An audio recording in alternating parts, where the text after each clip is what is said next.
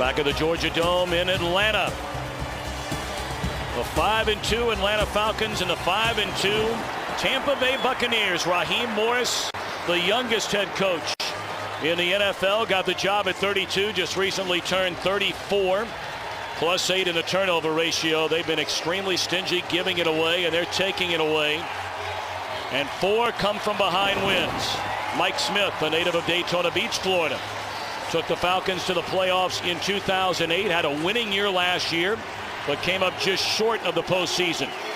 And has been very good at the Dome, and a balanced attack, a good running game, and Roddy White leading the NFL in receptions. Atlanta won the toss and elected to receive. So Eric Weems waits back. Once again, a late arriving crowd here in Atlanta. They've tried to do a number of things to try and get folks in their seats a little bit earlier. We've had half-price concessions to try and lure them in a bit early. And we are set to go in the NFC South with first place on the line. Weems from the 5. Still on his feet. And tackled from behind at the 39-yard line by Dakota Watson. 25-year-old Pennsylvania native from Philadelphia, Matt Ryan, comes in with a career record of 25-12 in his starts during the regular season. Michael Turner back to having an outstanding year. You know about Roddy White. And up front, the same group that's been together the last 3 years. They were nicked up a great deal last year, but healthy this year and playing well.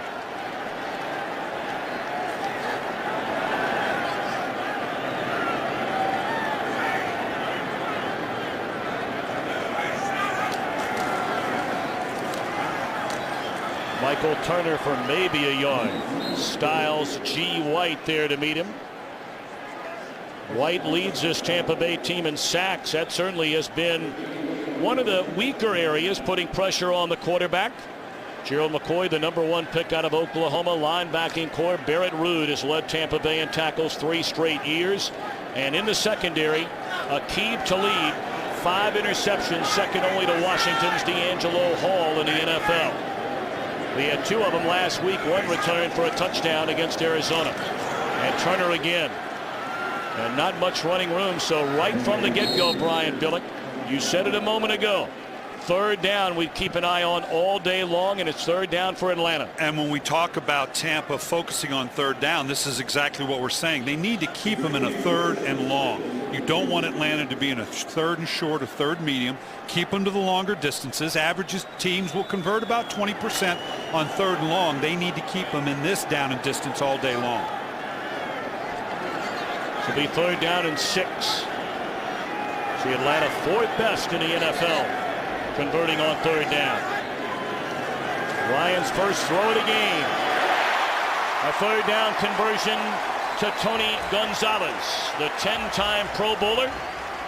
And this is his 2nd season with the Falcons since coming over in a trade from Kansas City. And if you need a 3rd down conversion with all the talk about Roddy White, why not go to your future Hall of Famer? Just goes right to the heart of the defense here, splitting the linebackers. Matt Ryan knew exactly where he wanted to go with that one. 155th consecutive game with a reception for Gonzalez.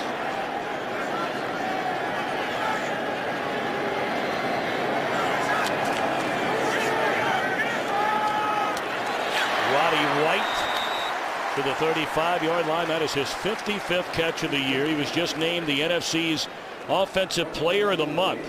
The first wide receiver to win that award since Terrell Owens with Dallas in '07. And you can see here, Will Svitek was in at tight end, a big tackle, and that's exactly what Atlanta does. Put in a big extra tackle at tight end, make you think you're going to run the ball, and raise up and throw the ball to Roddy White. Gain of 7 on 1st down. Brings up a 2nd down and 3. Turner denied 1st down yardage. Roy Miller, 3rd round pick a season ago out of Texas, the first man to meet him. And Michael Turner started out the season a little rough, did not have much of a game in that opening week loss to Pittsburgh. Took a while to get himself cranked up, but this guy is a huge part of why they went to the playoff 2 years ago and why they struggled just a little bit last year, because he was out of the lineup a great deal due to injury. Another third down for Atlanta. This one 3rd and 2. Ryan throws too high for Roddy White. So on the second third down of this drive for Atlanta, Tampa Bay stands tall, and it looks like Mike Smith is saying we're going for it on 4th down. Yeah, this is right on that cusp. You're a little bit outside the range of the kicker in terms of percentage-wise. You punt it, at best you're going to pick up maybe 12, 15 yards, so why not go for it when you're the 4th best third down conversion team in the National Football League? And there you see 6 out of 8.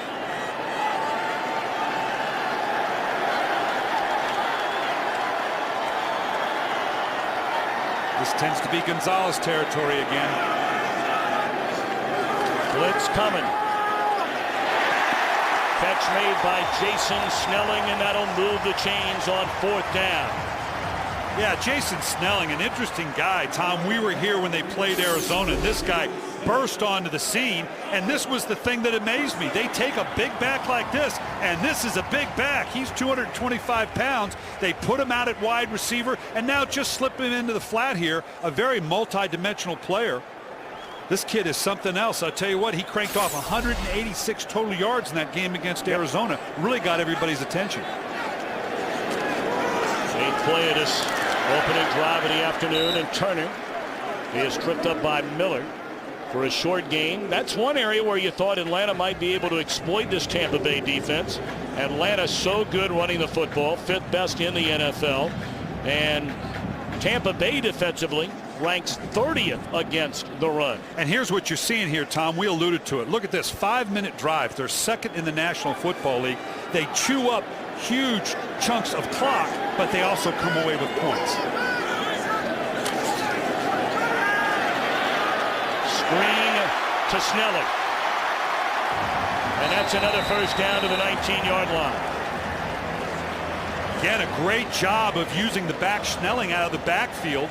Like we said in that Arizona game, they hit him on a couple screens, one for a touchdown here in this building when they played the Cardinals. This guy is multi-dimensional. Just a nice job on the screen. Ryan invites him in, invites him in. This guy, for a big back, has some moves about him and then can finish off lowering those pads and getting the extra yards. Good start for Matt Ryan.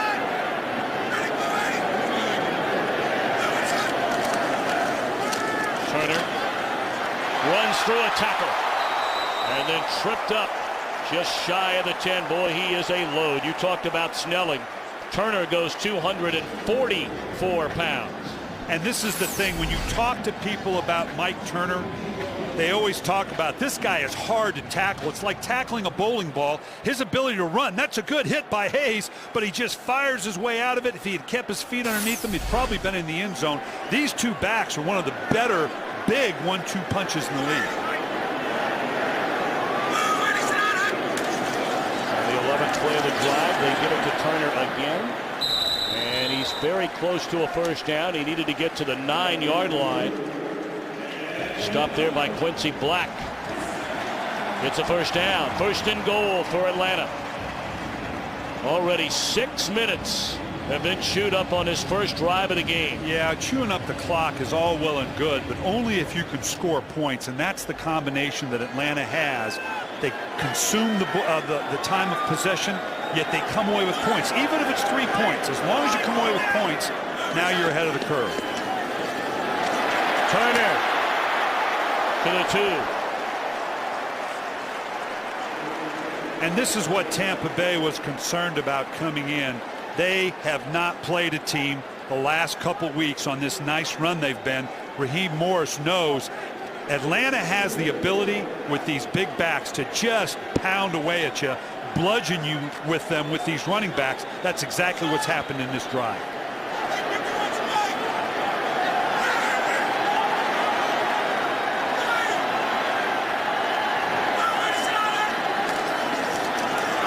Touchdown, Michael Turner.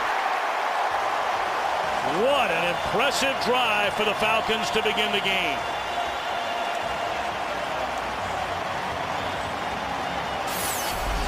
And here you can see Roddy White at the top. You got a wide receiver coming up to the edge. Looks like a throwing formation. They just run off the weak side, push off that right side of Harvey Dahl and Tyson Clabo, excuse me. And you're right, you could not have scripted a better start if I'm the Atlanta Falcons.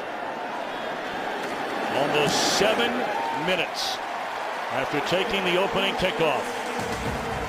13 plays capped off by the Turner touchdown. 7-0 Atlanta.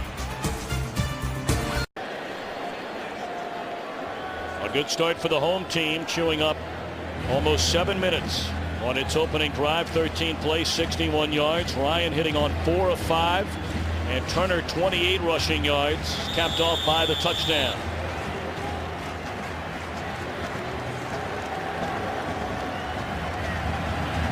Michael Spurlock waits for Tampa Bay. 3 yards out of his own end zone. And a good return by Spurlock. That has been a real strength of this Atlanta team, their kickoff coverage. So Josh Freeman and the Bucs will try and answer when we come back.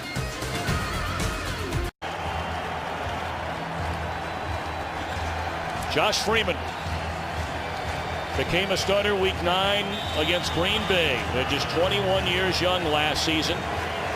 He got a win in his first game. But this is without a doubt the most hyped start he's made in his very young NFL career. Already trailing 7-0. And Freeman coming out throwing.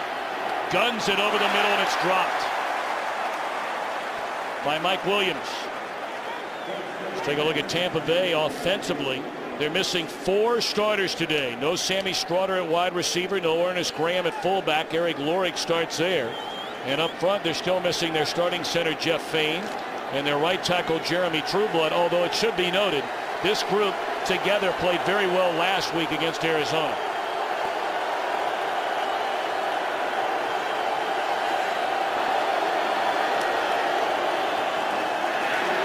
Williams is still the starter, although we'll see a lot of LeGarrette Blount, the rookie, here today. Atlanta defensively will keep an eye on John Abraham. He already has 6 sacks. Linebacking course, Stephen Nicholas, for a 4th straight game, starts in place for the injured Sean Weatherspoon. And in the secondary, the return of Dante Robinson, who suffered a concussion against Philadelphia and missed the game in Cincinnati.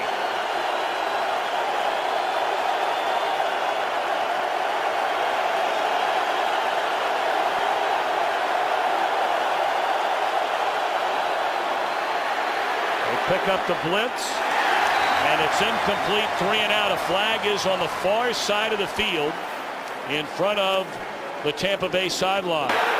Offside. Defense, number 25. Correction, number 29. 5-yard penalty, 3rd down. Brian Williams coming off the edge got a little bit of a jump on this. You could see just at the snap of the ball, going to give Tampa Bay now a chance instead of a 3rd and long on a much more convertible 3rd and medium. So an early break, and we'll see if the Buccaneers can take advantage.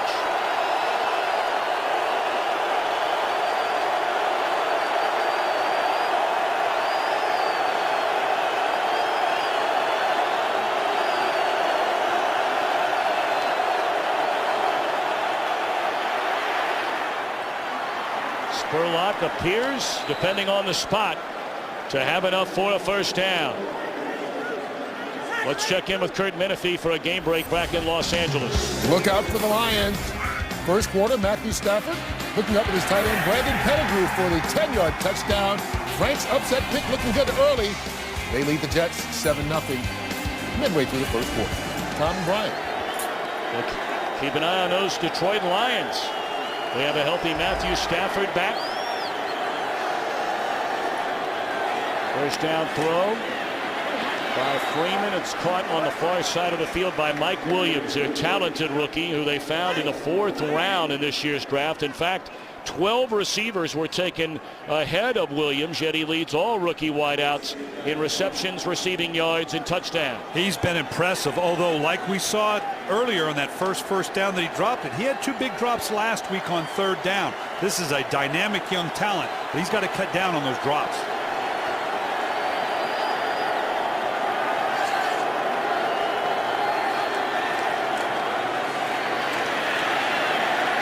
Williams tackled by Nicholas. It'll bring up another 3rd down for Tampa Bay on its opening possession of the game.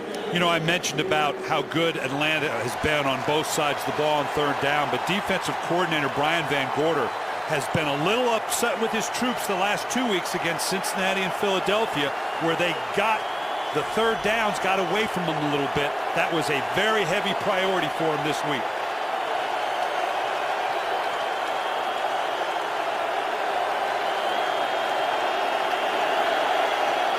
Boy, zero pressure. They're showing an all-out pressure here now. And here they come. Freeman, plenty of time, and this will be a 1st down run. Crossing midfield and slides to the 39. And that'll be a flag, and rightfully so. Freeman had already gone into the slide, and then he took a hit, then a tackle on 15. Unnecessary roughness. Wow. 1st down. A little bit surprised there. Well, first off, let me look at you. Talk about an all-out pressure, and you can see a whole bunch of folks. It's very cliche, but the one guy that's unaccounted for is the quarterback when you have this much man pressure across the board, and that allows a Josh Freeman, a very talented big athlete, to crank off a big run. Josh Johnson has come in to replace Josh Freeman at quarterback. And I think it forced Atlanta to call a timeout, confused defensively. Looks like Freeman's coming right back in there.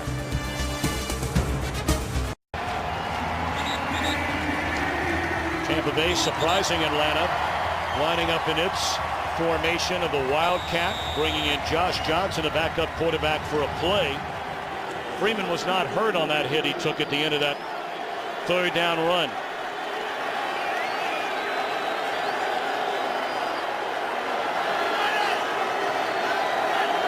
After the gain of 19, they give it to Williams. He's tackled behind the line of scrimmage by William Moore. Let's go back and look at that hit on Freeman. It surprises me a little bit that they pulled the flag. Now you're going to see Williams come in late, and not only is a late hit, it's a bit of helmet to helmet. Now, he did try to back off, but the officials aren't supposed to rule intent. I'm surprised that flag got pulled. And as you said, Josh Johnson coming in was not because of injury. It was because they were trying to get into their version, I guess, of a Wildcat. First time today, LeGarrette Blount has checked into the Tampa Bay backfield, coming off 120 rushing yards against Arizona last week. Charge timeout, Tampa Bay. Tampa Bay will spend its first timeout, trailing 7-0 in the opening quarter.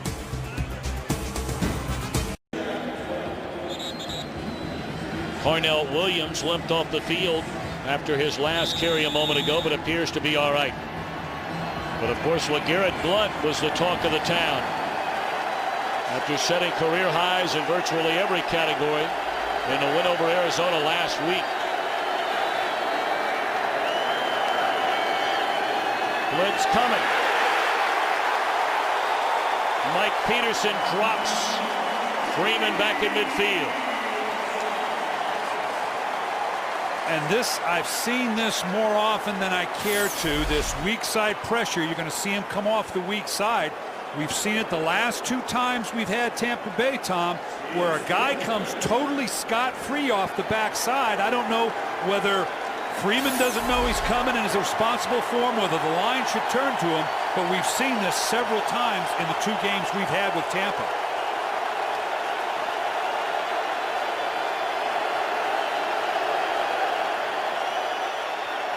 Third and 19, well short of the first down. On a catch to Killen Winslow at the 39-yard line, and Tampa Bay will punt.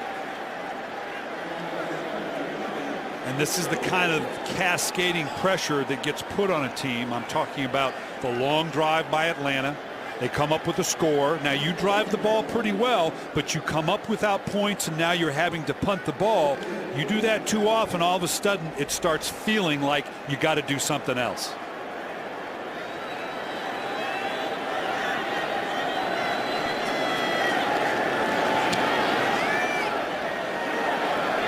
Robert Malone trying to pin him, which he will do inside of the 1-yard line. Beautifully done. Savvy Piscatelli down there to get it.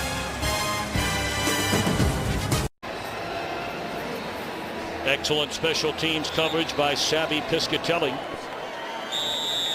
Pinning the Falcons inside their own 1-yard line. Atlanta 7-0 lead, 2:38 to play in the opening quarter from the Georgia Dome.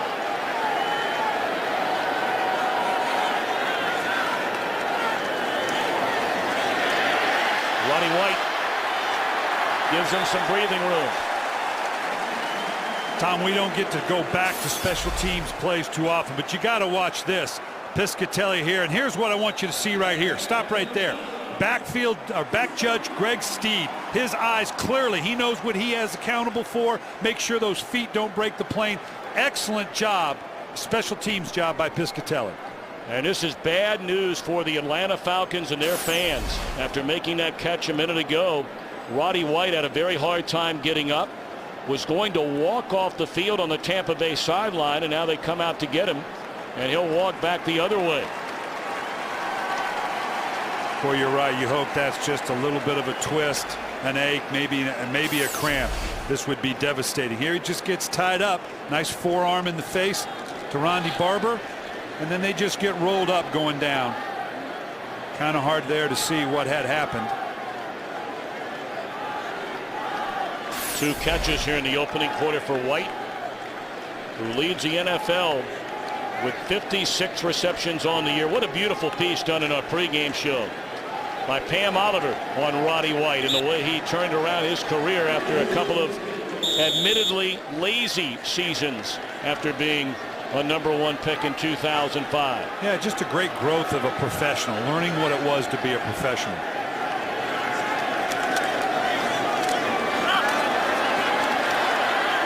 Turner cuts it back to the inside. That'll be a gain of close to 5. Michael Turner has that rare combination of obviously the size. Just look at the way this guy's built. You talk about the proverbial bowling ball, but he's got great feet, great explosion, and he's very, very patient. He's a guy that knows how to stretch, wait, put his foot in the dirt, get downhill, and if I got to run over a couple people, that's okay with me too.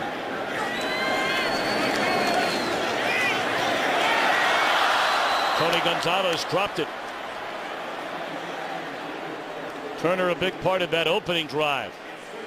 He got 8 carries on that first drive, leading to a touchdown.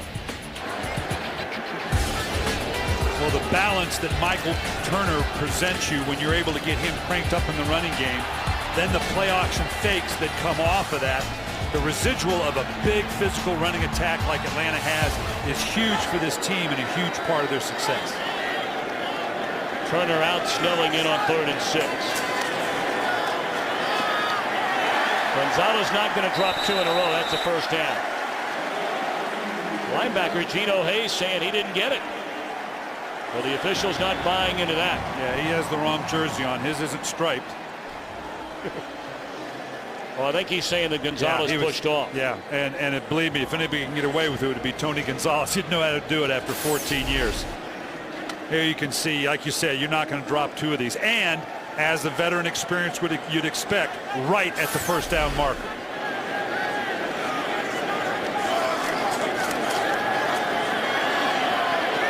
Dangerous throw, and that is Aqib Talib.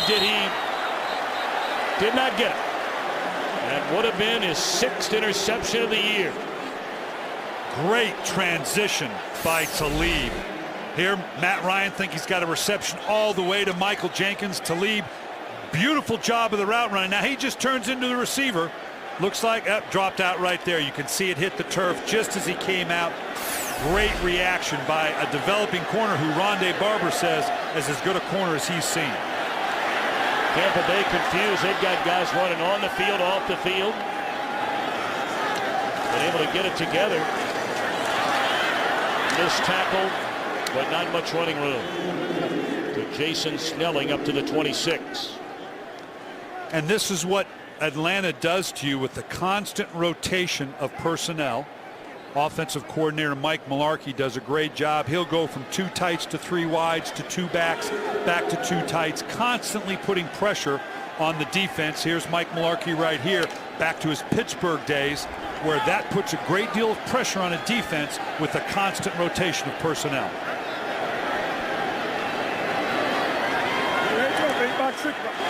Ryan finds Finneran for a first down up to the 40-yard line, and that will be the final play of the opening quarter. 7 minutes of the quarter chewed up on a touchdown drive for Atlanta. 7-0 lead, and Fox NFL Sunday continues after these messages.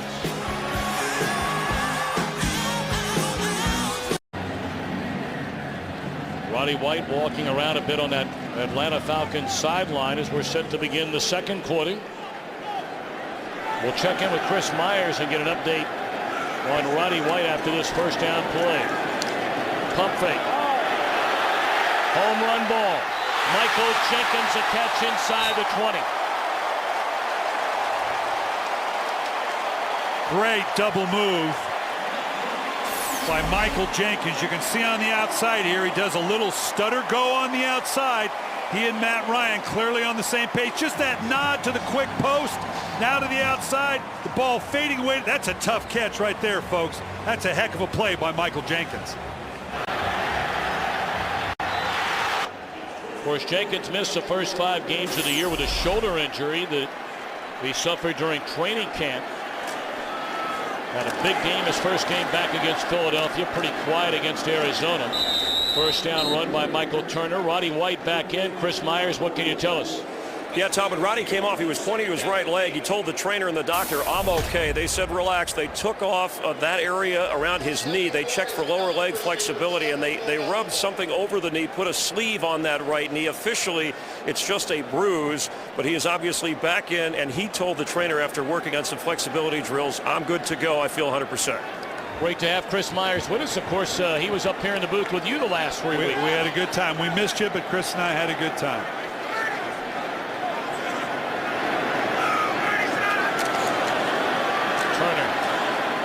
Not much this time. Flag down. It looked like there was some movement along the line of scrimmage. Question is, defense number 93. 5-yard penalty. Second down. What we were starting to say, the question was, did Gerald McCoy start too early? He did. Yeah, the rookie just nudged, a little bit of nod there, jumped off early. This is a good young football player. Remember, he and Ndamukong Suh, it was big debate. Who was the better of the two? This kid's going to be pretty good, but Ndamukong Suh is special. What everybody's been seeing out of this guy. But Gerald McCoy is going to be good. A little bit different type of interior player, but still pretty good.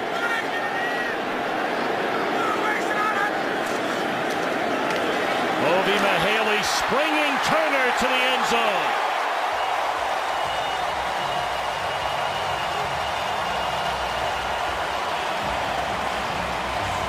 Well, you talked about how big Turner and Snelling are. Don't ever forget about Mahaley. Yeah, 250 pounds. Obi Mahaley does a nice job picking up the defensive line coming off the backside.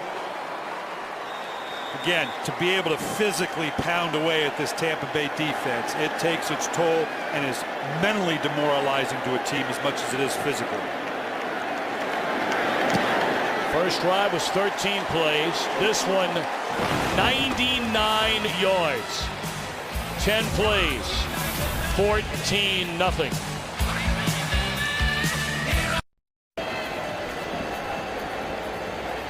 NFC South Division lead on the line today at the Georgia Dome, and it's been all Falcons so far.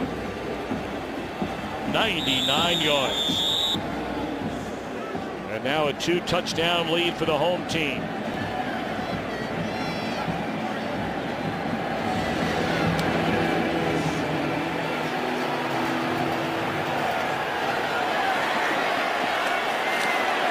Michael Spurlock into the open field. One man to beat. And Brent Grimes runs him out of bounds all the way inside the 25-yard, 35-yard line. And you were wondering, how was Tampa Bay going to respond? Well, this is one way to do it. Watch the explosion right down the pipe. Atlanta had everybody positioned properly. This drives the special teams coach nuts. You got them bottled up properly, but Tampa does a nice job with a hat on a hat, and all of a sudden now they're down in scoring position. Of course, in 2007, Spurlock became the first Buccaneer ever to return a kickoff for a touchdown. And a big return here.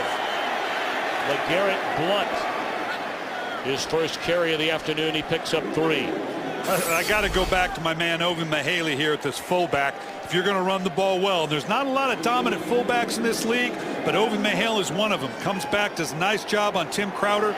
To have a 250-pound fullback in front of you, and you need this kind of car. If you're Ovi Mahaley, you better be 250 pounds and can defend yourself. You got a car that looks like that.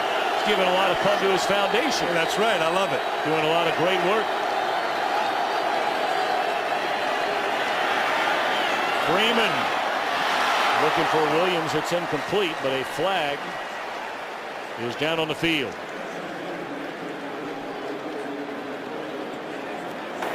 Illegal shift, offense, 2 men moving prior to the snap, did not reset for a full second. Penalties decline, 3rd down.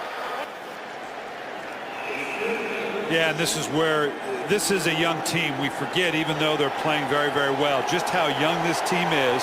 They've had the ball shoved down their throat for 2 straight drives. They get into scoring position. You start to feel that pressure. Now they've got a 3rd and long. They've got to try to convert.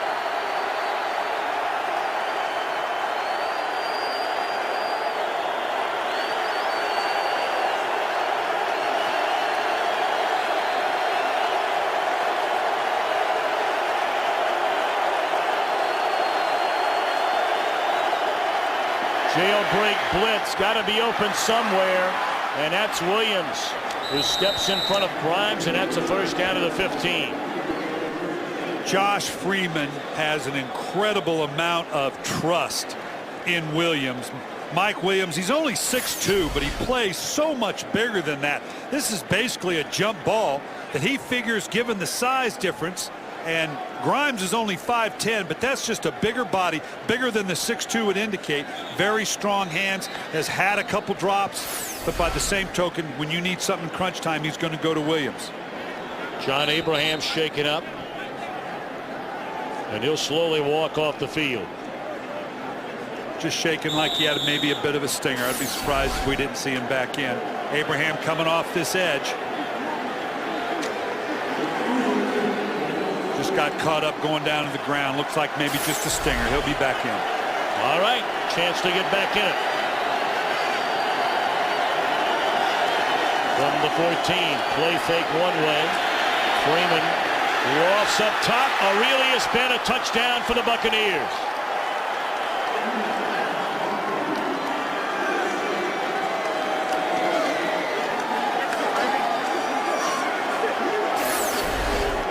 And now Ben, he's just down. This is after a play fake.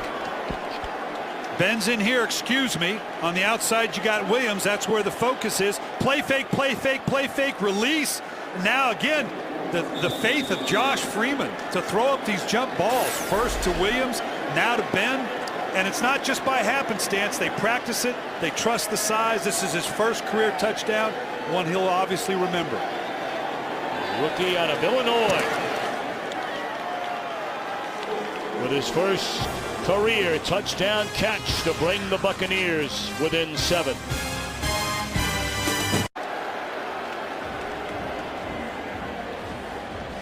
Rookie Aurelius Ben with a touchdown reception from quarterback Josh Freeman to make it a 14-7 game.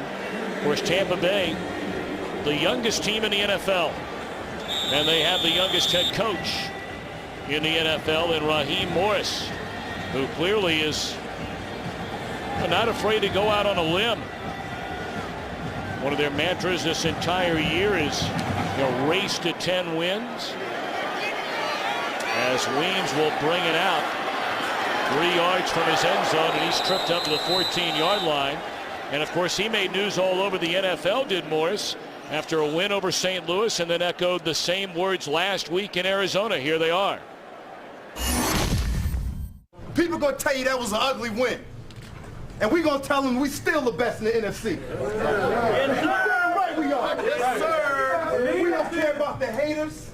It doesn't matter. It's about our swagger. It's about us.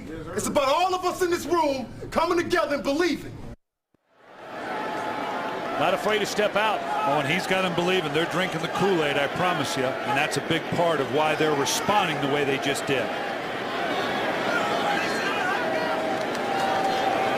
Ryan out of the shotgun. The catch made by Gonzalez, stays on his feet. And that's about a 9-yard pickup for Moore. Let's check in with Chris Meyer. Well, Tom, down on the Falcons sideline, those comments can work both ways. The Atlanta Falcons, Mike Peterson, first said I had to rewind the tape to see if Raheem Morris really said that about his team. Some quotes. It was Roddy White saying kind of sarcastically, oh, we get to play the best team in the NFC. Lucky us. Todd McClure, I'll tell you what, I'll see you in December and January if they're the best team in the NFC. Now, Mike Smith said it's not our style, but an Atlanta coach told me there were little reminders pinned up all around the building this week. Raheem Morris motivated his own team. He may have motivated the other team even more. So enough for a first down up to the 32-yard line. And again, let's check in with Kurt Menefee for a game break in Los Angeles. Adrian Peterson gave the Vikings a 7-0 lead with a touchdown. Ensuing kickoff, the Rod Stevens howling 96 yards, his second kick return of the year, third of his career, and the Cardinals, just like that, ties it back up, 7 apiece. Tom, Brian? Thank you very much, Kurt. If Minnesota has any ideas of trying to get back in the NFC North race, that is a must game today. Flags litter the field on a first down carry by Turner. Offside, defense number 93. 5-yard penalty, first down. That's Gerald McCoy again. That's his second. I know the young man wants to get a good jump on it, but boy, you can't cost your team this way. He really felt like, in talking, here we see Roddy White on the bench, that knee is something you got to be concerned with. They play on a short week this week, Tom, coming back to Baltimore. You got to think real long and hard before you're going to reinsert Roddy White into this game.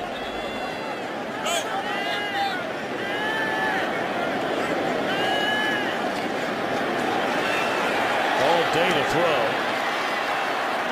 And the backup tight end Michael Palmer makes his third catch of the year. They're without their primary number 2 tight end in Justin Peele. Well, and Matt Ryan made a point that as he continues to progress, that ability to read down the field, take the big play, but then drop the ball off. That's a huge part of their ability to sustain these drives, to do what they've done here. You're talking about a 61-yard and 99-yard drive. That's the part of his game he wants to enhance, the ability to know when to drop the ball off. Snelling back in and picks up 2. You know, just to go back a little bit, Tom, to talk about Raheem Morris and the mentality that he's fostering here. You're seeing it on the field. A young team, after the way Atlanta's marched up and down the field, they could have folded up their tent real easy, and you would have understood it. But this mentality that he's fostering is what allows them to stay in game after game. Every game we've had, they've had a critical point where you would have understood had they folded, and so far they're not.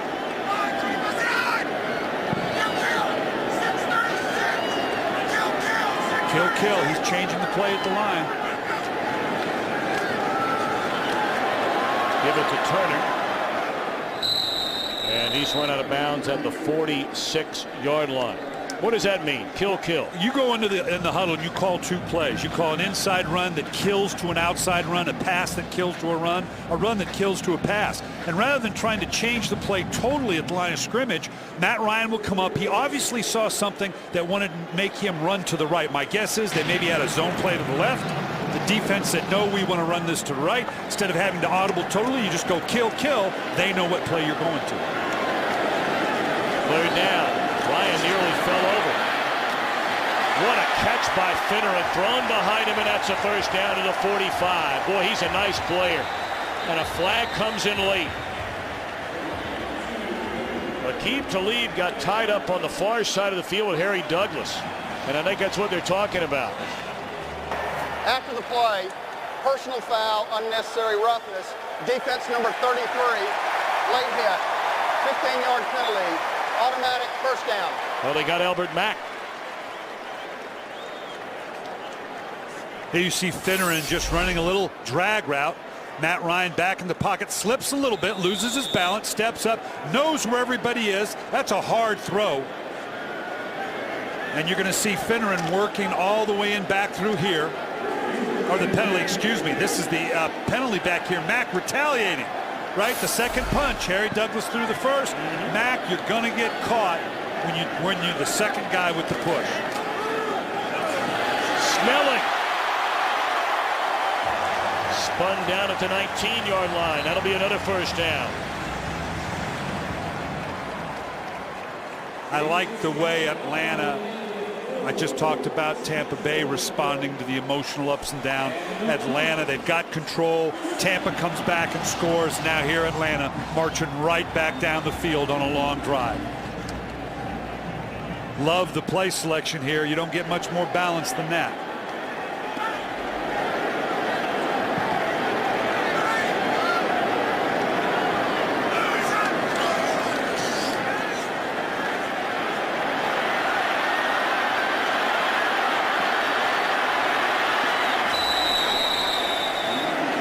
Time Ryan couldn't find an open receiver. Let's go downstairs to Chris Myers. Tom, Brian, they're taking Roddy White into the locker room. Apparently when he went back out on the field and tried to move laterally, his knee started to bother him again. He keeps saying he's okay. The doctor and the trainer say you're not. We need to check on it. It's questionable if he'll return unofficially, but if he does, he'll be playing in pain. Let's go back up to you guys. All right, Chris, thank you very much.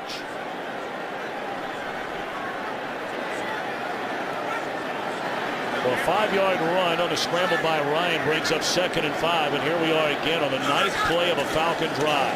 Inside handoff to Snelling.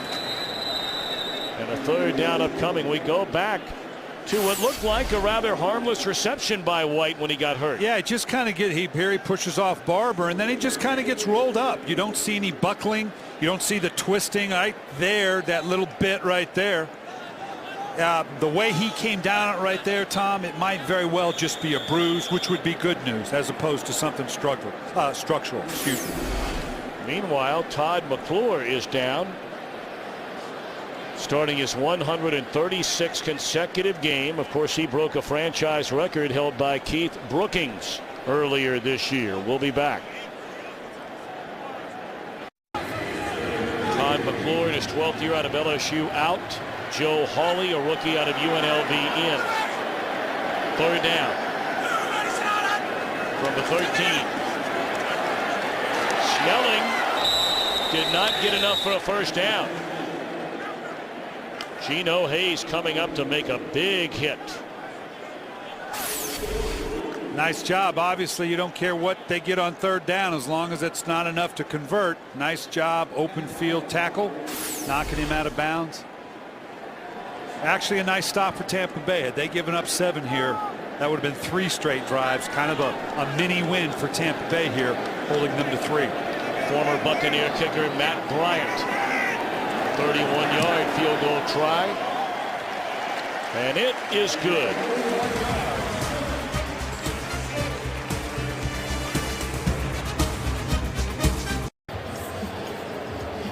.527 to play until halftime.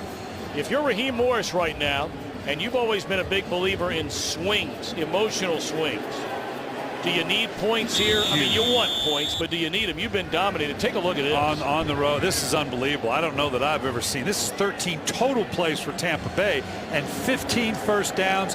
You need to blunt that right now. They need a nice long drive. Preston Parker bobbles the ball and now loses the ball. They're saying he's down, I believe. He's down. He was already down, so that scramble for the football apparently will not matter. They pointed emphatically that he was down. Well, they got to break everybody. Say this is the down by contact rule. Here you're going to see fumbles the ball to begin with, so you're unsettled from the get-go. And now if the ball comes down, yep, he gets hit, the ball comes out. At this point, it would be you can't rule it any way different because you have no idea who has control of the ball. But he was hit, came down. That's the correct call. And even if they had not ruled down by contact, they weren't going to be able to establish who came up with this thing. Not a good start. You talk about a team having to be focused and come out and needs to drive the length of the field. This is not the way you want to start the drive. Atlanta went 99 yards on their drive. We're going to see if Tampa Bay can go 90 on this one. I got to tell you, I'm having a hard time understanding why Michael Spurlock was not back returning kicks. And that they put in the youngster Parker. Spurlock had a 66-yard kickoff return already in this game today. The pitch to Aurelius Ben brings it up to the 14-yard line. Let's check in with Chris Myers. Yeah, Tom, just back on the offensive line. Todd McClure with a knee injury stood with his hands on his hips, huffing and puffing on the sideline. And the trainer said, sit down. They looked at his knee, and then they took him into the locker room. Already in the locker room with a knee injury is Roddy White. So McClure is questionable, just like Roddy White with knee injuries. The good news, John Abraham, they checked the back of his head and the feeling in his fingers, and he's fine and back out there for Atlanta on defense. Good stuff, Chris Myers. As always.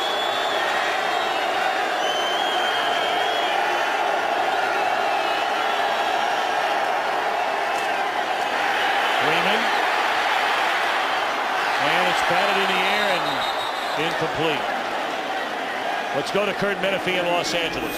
Cleveland had a 10-0 lead on the Patriots, but New England's rookies coming through. Tom Brady's pass deflected off the hands of Rob Gronkowski into the hands of Aaron Hernandez for the touchdown. Cleveland to within 3 with just over 5 minutes to go before halftime. Tom and Brian.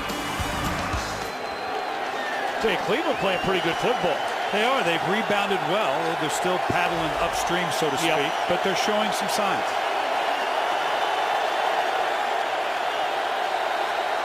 Josh Freeman's in charge of this protection scheme, has been all day. It's why you see Cadillac Williams in here, not LeBlunt. Or excuse me, Blunt. He's been struggling with protection. Wide open right down the middle of the field is Kellen Winslow, and that's a first down to the 30, close to the 30-yard line. He'll spot it short at the 27. Well, just like on the other side of the ball, when Matt Ryan really needs something, he's going to look for Tony Gonzalez. Kellen Winslow, one of the top tight ends in this league. In the last decade, there's only been 2 tight ends drafted in the top 10. Him and Vernon Davis, both are pretty good.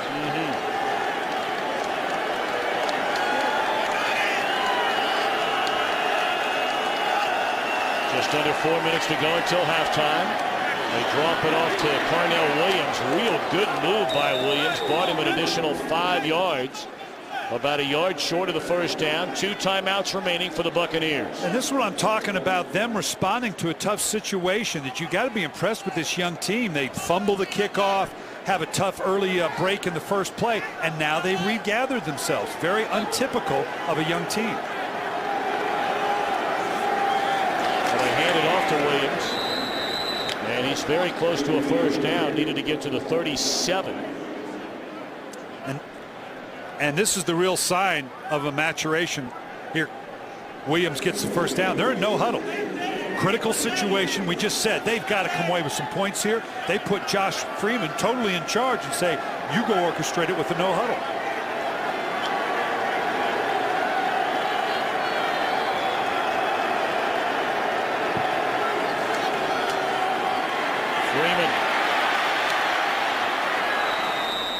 To the 42-yard line. Clock continues to run. 2:40 to play until halftime. Boy, Freeman is a big man. Yeah, and more to the point, watch how he accelerates up this as he climbs the pocket.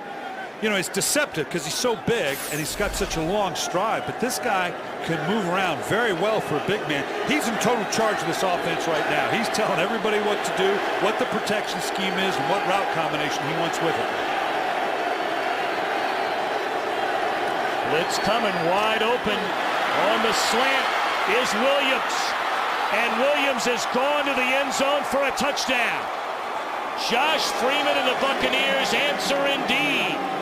And a point after away from making it a 3-point game. 58 yards on the touchdown to Williams. So impressive. This is simple as a screwdriver now down here at the bottom. They brought pressure. Josh Freeman knew that. He got it protected up. Man across the board, just a simple slant. Bad angle by the defensive back. Talk about getting back into it. Great orchestration. What did I say? Could they go 90 yards from the 10-yard line? Yes, they can. Well, you know, the one guy everybody was talking about, LeGarrette Blount, and all those rushing yards he had last week. But when they keep the veteran Carnell Williams in there to protect his quarterback, boy, does he get the job done. The young Buccaneers on the road, down by 3. Take a peek ahead next week. The NFL on Fox, a doubleheader. Game 1, some will see Minnesota and the Bears, other the Lions and the Bills, and America's game of the week in the afternoon. The Cowboys and the Giants, some will see the Seahawks and the Cardinals. The Ford Fox NFL pregame show brought to you by the all-new Ford F-150, built Ford tough. Begins at noon Eastern, 9 Pacific. Josh Freeman engineering that 7-play, 90-yard drive in less than 3.5 minutes to bring Tampa Bay within a field goal. Still plenty of time now for Matt Ryan and the Falcons with 2 timeouts remaining and the 2-minute warning. Weems bounces off 1 tackle and then took a lick from Cody Grimm. So we have reached the 2-minute warning. First place on the line in the got a ball game here in the NFC South.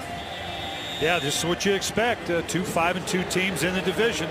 They may be 2 of the best teams in the NFC. They're looking like it right now. Todd McCord back in there at center for Atlanta. 2 minutes to play until halftime, and Ryan comes out throwing, or tries to. Wrapped up by Kyle Moore, and they're in hurry-up mode. It's good to see McClure back. Nothing shakes the quarterback up more than to lose their center.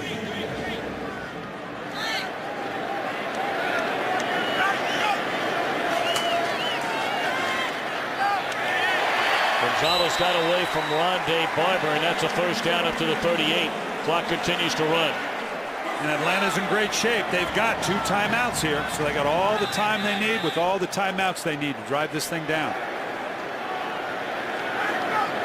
Blitz coming. Gonzalez unable to get out of bounds. He tries to. And by stretching out, he did get that ball out of bounds to stop the clock with 1:12. Nice job. This is a pure veteran move here now. He recognizes, okay, it's nice to get a catch. Really doesn't amount to much, so I better get my fanny out of bounds here. We want to preserve as much time as we can. Nice veteran move by the 14-year future Hall of Famer.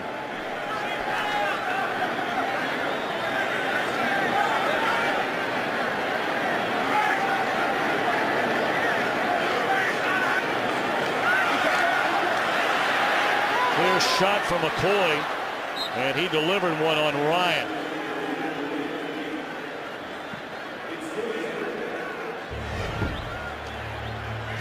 I'll remind you, lunch with benefits, and what else could there be besides Coach Speak with Ryan Billick? 2 o'clock or 1 o'clock Eastern on Tuesday. I'm going to have to get that big touchdown by Tampa Bay in on that one. Great job of pick up Josh Freeman, orchestrating a no-huddle offense for a much-needed score to make this 17-14. Are you going to adjust your clock for that show on Tuesday? What time is it? I just do the show. I don't have to know when they put it up.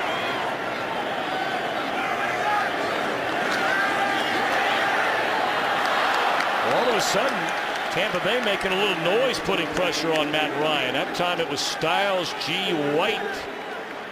And they're just doing it with the 4-man rush. Nice job. And as we look at this now, we talked about the time.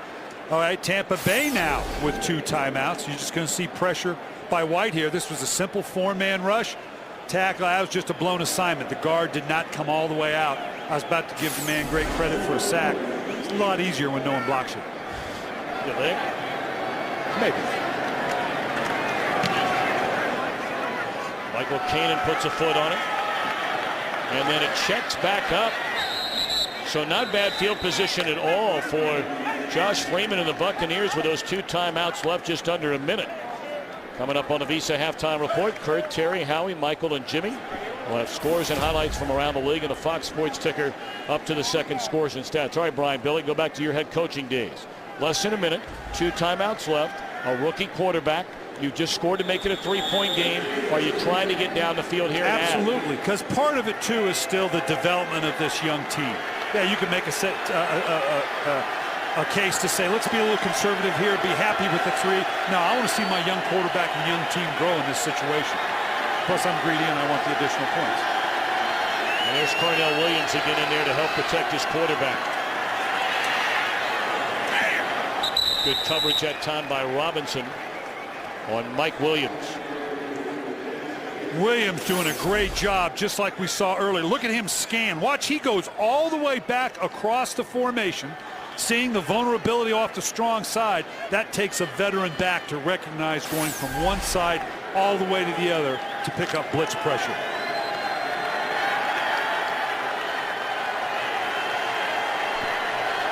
Second and 10.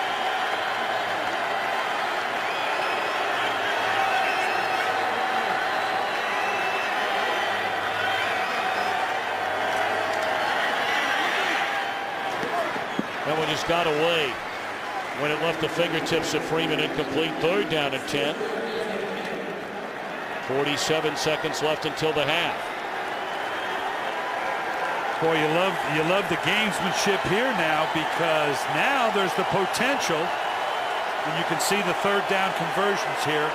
Atlanta, Tampa Bay, look at this, 4 or 5, but Atlanta, if they can get 3 and out here, have the chance to get the ball back with 2 timeouts and maybe still do some damage. Feels like a college basketball game. Last 2 minutes is going to take about 3 hours.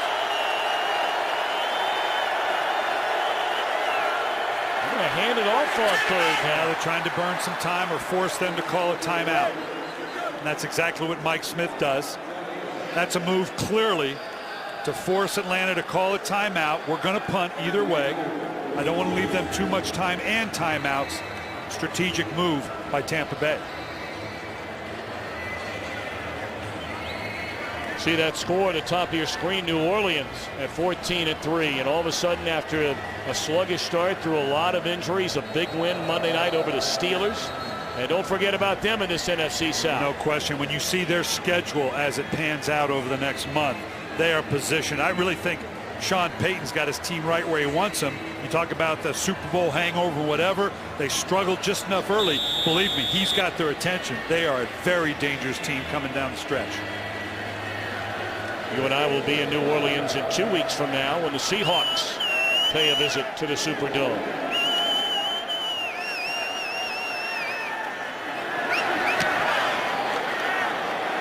Line drive punt by Malone. It's down at the 30. Now the NFC South has become the gold standard from going first one year, maybe worse the next, and going from worst to first. You go back to alignment in 2002. Its last place team has finished first in every season except 2008, when Atlanta finished last in 07, finished second in 08. And don't forget New Orleans, 2 years ago, an 8-8 team.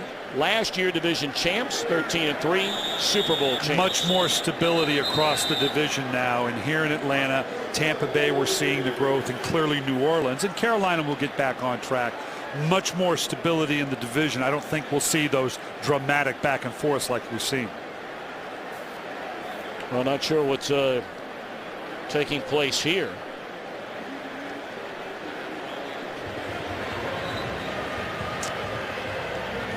Now they're checking for some. Again, we're inside 2 minutes, so any type of reviews obviously come from the booth. Obviously, they saw something that needs review. He has not told us what it is just yet. I almost wonder if Maurice Stovall here went out of bounds and was the first player to touch the ball when he downed it at the 30. Well, I don't, if you are forced out, if you cannot just run out of bounds to avoid the block and run down the field, that is the first touching. But there was contact that forced him out. If that's indeed what they're looking for, I will be shocked if this is a first touching violation. Again, to make the point, let me show you here. Stop right here. If you just run out of bounds, and guys used to do that to avoid getting blocked. But now if you get shoved out of bounds, and I guess evidently even if you are shoved out of bounds, and clearly there was contact, you cannot be the first to touch down the ball, and clearly he was out of bounds here. I would stand corrected on that one. Review, number 85 of the kicking team went out of bounds, came back in, and was first to touch the pass. That's a foul for illegal touching. 5-yard penalty will be assessed from the end of the play. First down. And that's my mistake. I thought if you weren't contacted and just ran, first off, it's a penalty to go down the sideline, not forced out of bounds, but you learn something every day. Well, Maurice Stovall learned a lesson as well. So the ball is spotted now at the 35-yard line. A 3-point game. Well, let's see if Matt Ryan's going to try and put it up. With a timeout. Lots of time with a timeout to get into at least field goal position. And remember, they're without Roddy White. He's back in their locker room. Finneran is chopped down and the clock continues to run. It's a nice tackle made by E.J. Biggers. And a timeout is spent. Third. That is the final timeout of the half for the Atlanta Falcons. Kurt, Terry, Howie, Michael, and Jimmy, the entire gang standing by to bring you up to date on what's happening in Carolina. And the Mets in Minnesota, your old stomping ground, as offensive coordinator days. Well, I tell you, they're hurting right now because the expectations coming back in after going to the championship game, you get Brett Favre back. Minnesota has great fans. It is killing them right now what's going on up there.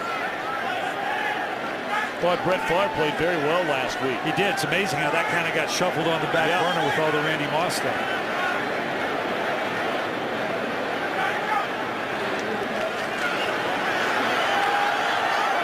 Looking for Finneran. There was contact down that sideline with Elbert Mack. Well, they're going to let it go if it's give and take as they go down the field. And there you're going to see here, all of a sudden, you said it earlier, Tom, all of a sudden there's pressure. Now, I know it's in a 2-minute situation. There again, the back just bailed out early. He's not liking, he's figuring there was, he was glad it went down the way it was. And one step, looked like a shortstop there. Fielded the ball pretty good.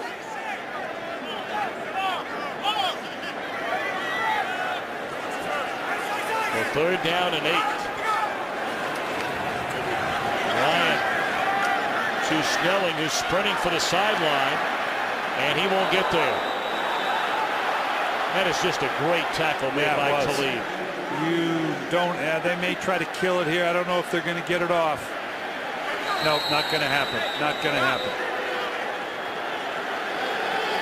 Well, that last 2 minutes of this game were very indicative of two very good football teams responding to each other emotionally, orchestrating it.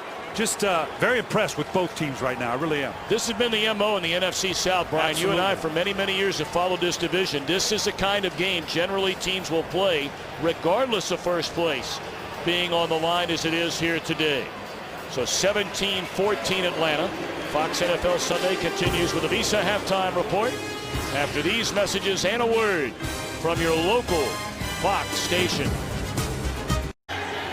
Set to begin the second half, 17-14 Atlanta. We invite you to follow your favorite team all season long. Go to iTunes.com/NFL. You think this guy's listening to us, or has he got some gospel music on here? Maybe gospel, maybe a little Marvin Gaye, the Tams, the Embers, the Catalinas, popular bands in this part of the country. Rip those off. You got a list there with me, or you gonna listen?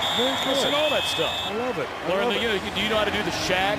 Very popular dance in the Mid-Atlantic region. I have a little bit more decorum about me than that. Tampa Bay to get the football. Michael Spurlock back to return the kick again, and he's up to the 25-yard line. All right, Billick's breakdown. Rather than just, general overall stats, these are some of the ones that really caught your eye. They jump at. Look at these first downs, and that obviously you'd say time of possession. But what balances it off? Yeah, you got time of possession with points, but the big plays equal it out. And then finally, who's going to blink first? Who's going to blink under this? I'm not going to say championship type of atmosphere, but this is for the lead in the division right here.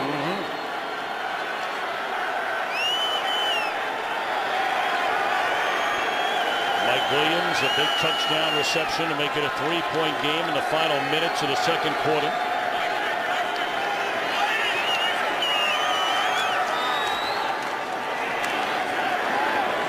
LeGarrette Blount on first down, picks up a couple of yards, and let's check in with Chris Myers. Tom, last player out of the locker room, Roddy White jogging through. Mike Smith said Roddy White and center Todd McClure will return on offense. Smith said on defense, we're going to keep the pressure, keep coming, keep blitzing at young Josh Freeman. Meanwhile, Raheem Morris said they're playing into his hands. Freeman has shown he can handle the blitz, including those big plays, and so I'm not worried about that. He is worried about stopping the Atlanta run. Freeman excited so far, and Raheem acted as if he had the lead in this game at halftime. He was that excited, Tom.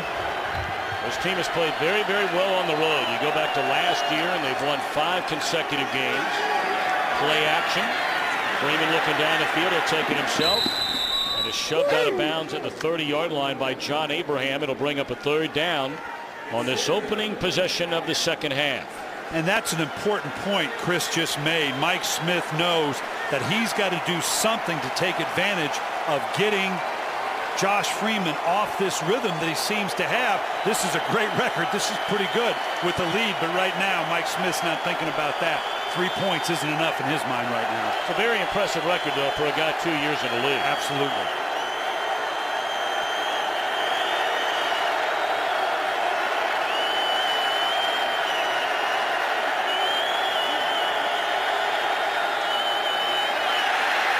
Just throws it up.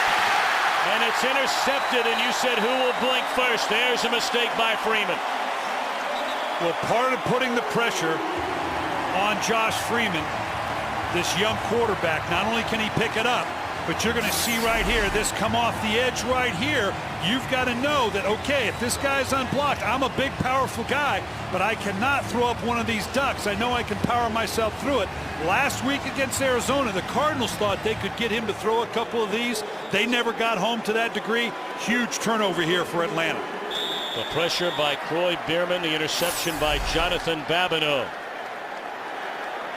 And that is only the 4th interception thrown this entire year by Freeman. In fact, it's his first interception in his last 146 pass attempts. Turner all the way to the 10-yard line.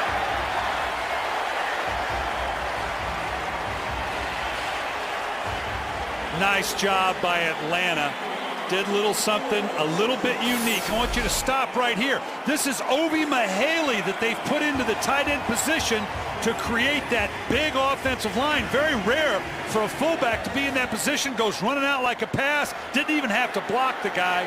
This is exactly what Atlanta wants to do after a turnover. Come up with a big physical run like this. Turner again, but blown dead. False start, offense number 34. 5-yard penalty, 1st down. Well, I give my man a little love. Now he jumps right back at you. An ill-advised procedure penalty. Back you up a little bit. Well, offensively, just great numbers both in the air and on the ground. Yeah, you like to see Michael Turner getting cranked up here, obviously. Very efficient by Matt Ryan. Tony Gonzalez coming up big after an early untypical drop.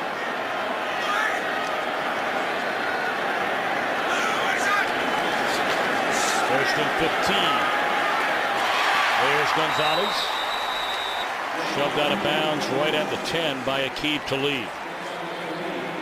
And if you're Matt Ryan, the thing you love about Tony Gonzalez, any big tight end, the sweep spot on a guy like that. You can throw that thing just about anywhere you want. Obviously a tremendous athlete, but his ability, basketball player at Cal, you can throw it up, he can take it off the rim to bring it down.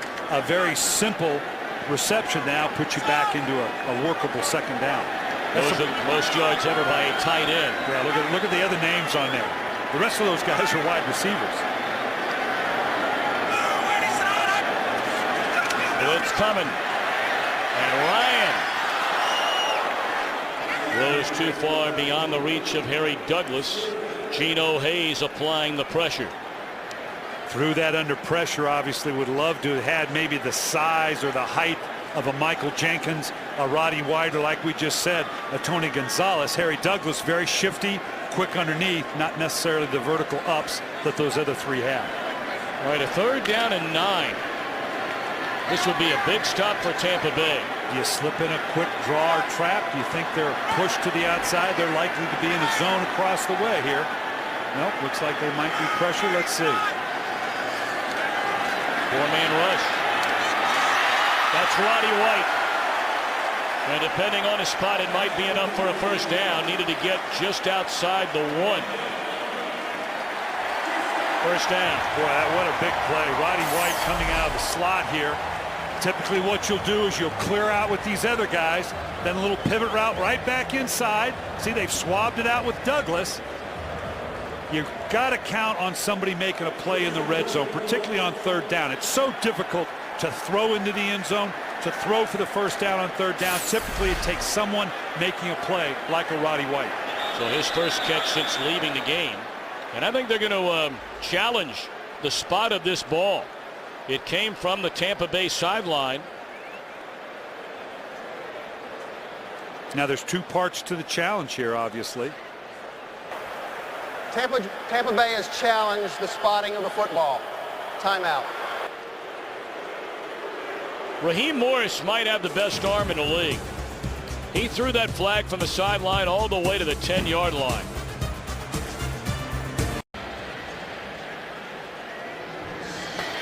After review, the ruling on the field stands.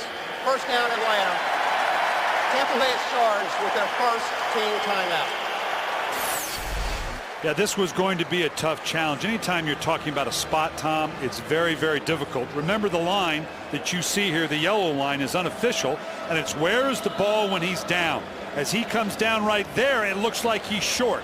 But again, our line is unofficial. They spot the ball just on the 1-yard line, and unless you have a camera dead on at that angle, it's always very difficult to win a challenge. Here you can see coming down in here, not only do you have to win, yeah, should the ball be replaced, did it not make the 1st down? 1st and goal, they give it to Turner.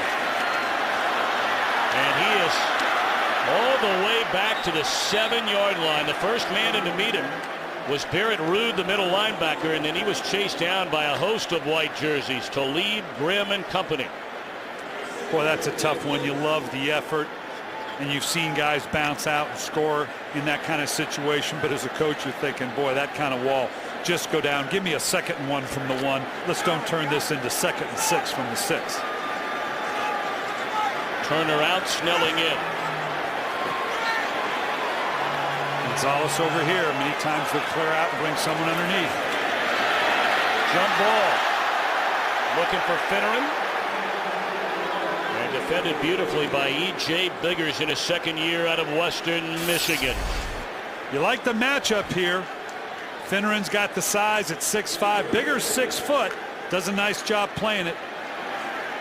Gave enough room to the inside. They weren't going to get a flag on that. No question about it. I know that fade route is your favorite play in football, Tom. Yeah, it is. For the defense.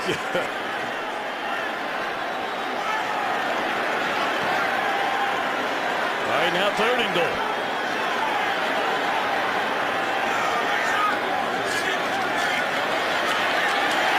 Give me that play instead. That's a touchdown to Michael Palmer.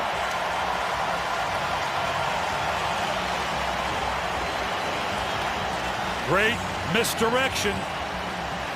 Got a future Hall of Famer in there. I'm going to let him swab this thing out. I got the leading receiver in the league. I'm going to let him swab it out.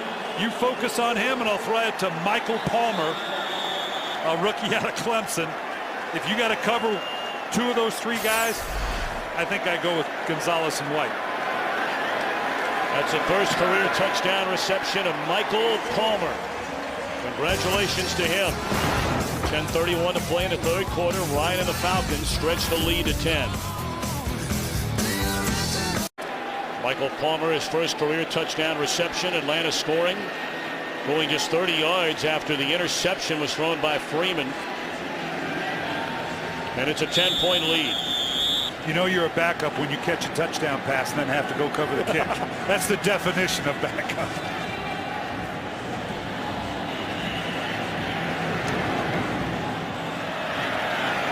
Great kick by Kaden. Tampa Bay gets the ball at the 20. We'll step away from football just for a moment, Brian, because so many in the state of Florida lost one of their very favorites.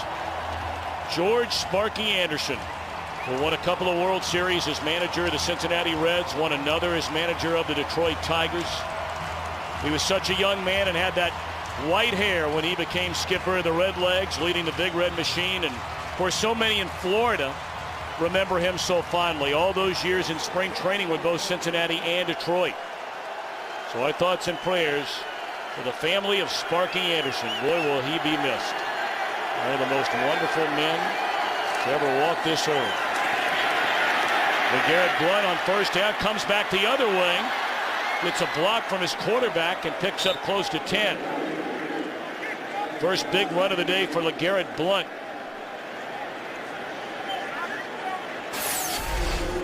This is just a nice job. That LeGarrette Blount, not necessarily known for his speed. Anytime you see a big back change directions like this, now you got to, and that's a big quarterback blocking. That's a legitimate guy blocking with 250 pounds of his own by way of Josh Freeman. Tampa Bay has emotionally responded to every challenge in this game. They've got another one here. Back to the ground and back to Blount. And another good run, and Blount is a load.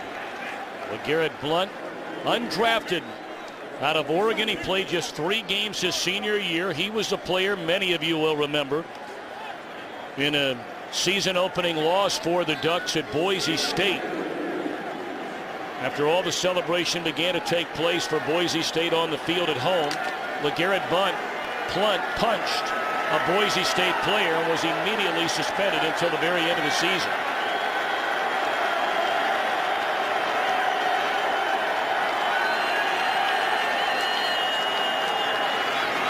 And I know you talked with him last week, Brian Billick,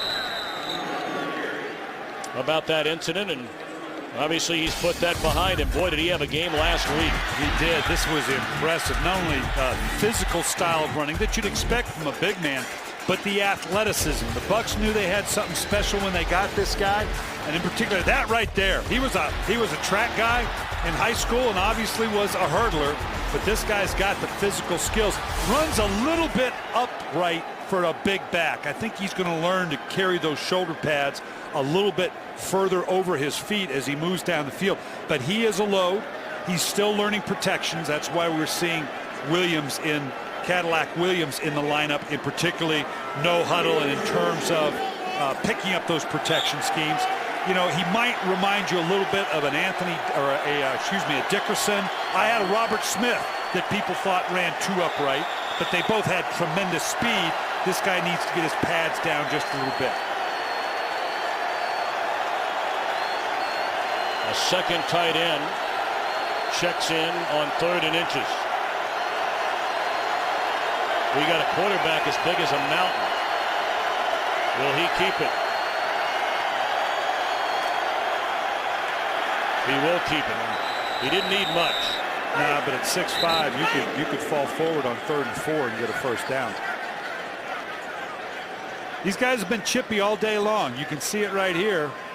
And as typical as divisional rivals, you tend to think more of Atlanta and New Orleans only because they've won more of late. And it's always who's winning the most. But Tampa Bay, there's a good rivalry here. And they've been chipping away at each other the whole game. We see Jeremy Suta, who's playing center for the 4th consecutive game after the injury to Jeff Fain. His quarterback pulling him away.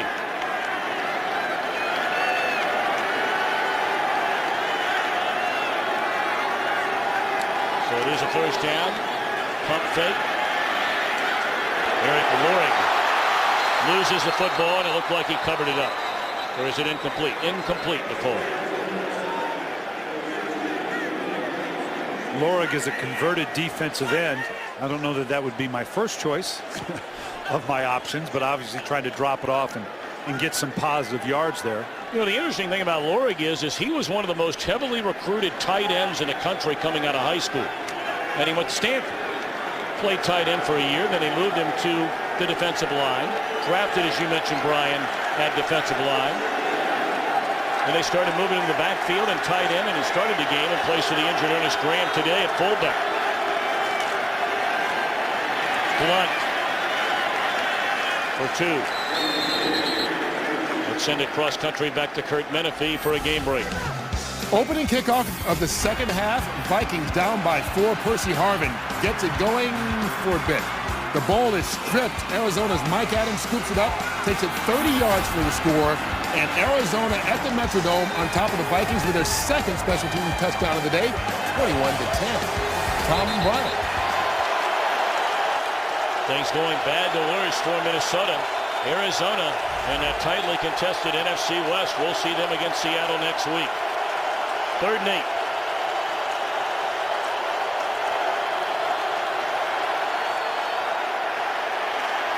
Freeman throws behind the wide open Preston Parker. And that's the type of touch throw I'm talking about that Josh Freeman still has to be able to develop. He can throw what he sees now. That one just a little bit behind because he was throwing what he saw rather than anticipating the receiver coming into that hole. That's the next step for this young quarterback in terms of his maturation as a quarterback.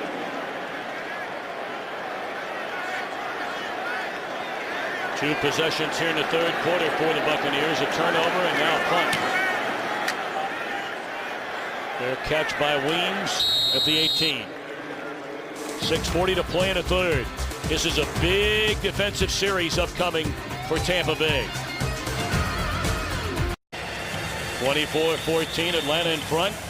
A little more than midway through this 3rd quarter, and we said it before the break. Tampa Bay needs a stop. Yeah, offensively, they've been stalled the last couple drives. They need to be put on a short field to help themselves out here.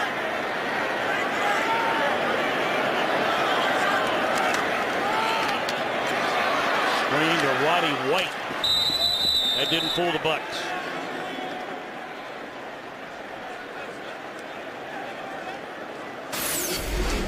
Basically, there's just a stack quick screen. You see this in college a lot. Roddy White's going to take a 1 step and come back. If they get the look they want, this little one-on-one, they're letting the athleticism of Roddy White get down the field. If it wasn't what they wanted, they likely would have checked to another play.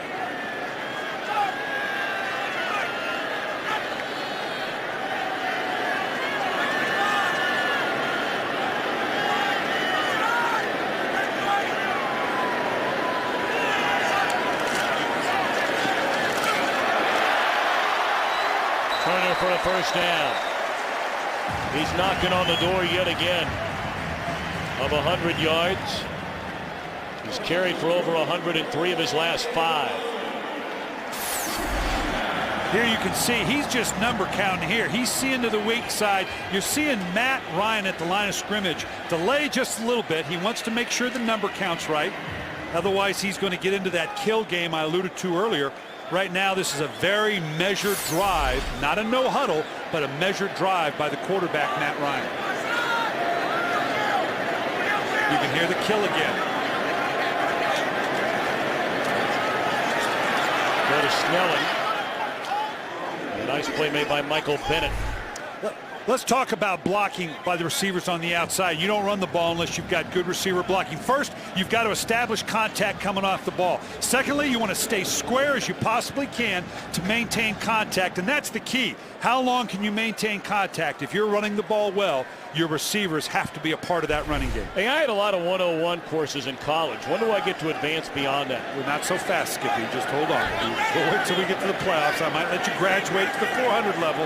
Right now, you show me that you understand the 101 first. I've heard that.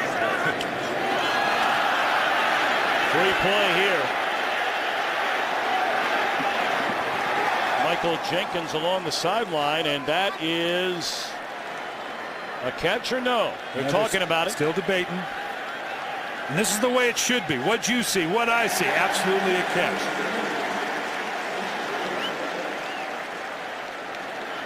But again, there is a flag down. The ruling on the field is a catch on the sideline or a first down. Offside, defense number 20. Penalties decline. First down. Penalty against Rondé Barber. Yeah, and there's no use in challenging something like that. The gain wasn't that substantial that if you were to win it, then a penalty would kick in. And you do have the right. Had Tampa Bay challenged that to come back and say, okay, if I lost the challenge indeed, then I'll go ahead and take the I'll take the penalty. Nice job by the officials. That's the way it should work. What did you see? What did I see? Confer, then we get the right decision.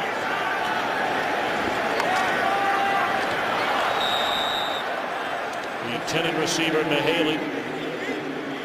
Second down.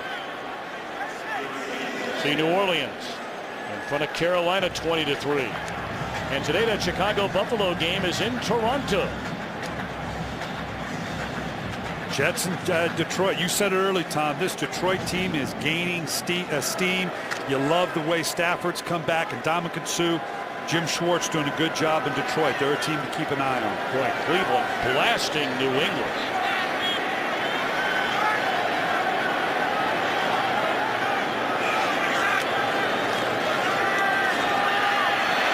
Roddy White, a first down to the 35. This is all the relationship between Matt Ryan and Roddy White. You talk about what they call a stick eight or a bang eight, real skinny post, a lot of different names for it. Matt Ryan right at the top of the drop just bangs it. That thing's open, and it's only very quickly that window, and look, right at the top of the drop, right off the fifth step, that thing comes out with authority. Excellent combination between two guys that have gotten real used to one another. 4 catches, 49 yards for White, who was injured early in the game. And here's Turner. Another first down carry to the 22. Turner now 8 yards shy of 100 for the day. Watch the feet on Michael Turner. This is the thing that impresses me the most. Yeah, he's got size and explosion. Look at this balance. Off balance, the feet keep churning. Always positive yards. This is a guy that didn't play a lot the first 4 or 5 years of his career. He'll tell you, Coach, I'm still healthy. I'm not a typical 30-year-old back. I don't have that many hits on me yet. No, he was a backup, many may remember, to Damian Tomlinson in San Diego before signing as a free agent with Atlanta in 2008. And you know, Brian, there are good signs and then there are good signs. When Turner made his Atlanta debut, he rushed for 220 yards his first game in a Falcon uniform against Detroit. And in that 2008 season, a Pro Bowler, rushed for almost 1,700 yards and a franchise record 17 rushing touchdowns. But last year he missed over 5 games with an ankle injury. They weren't the same, and neither was he. No, they had a winning season, but they weren't a playoff caliber team like they were the year before.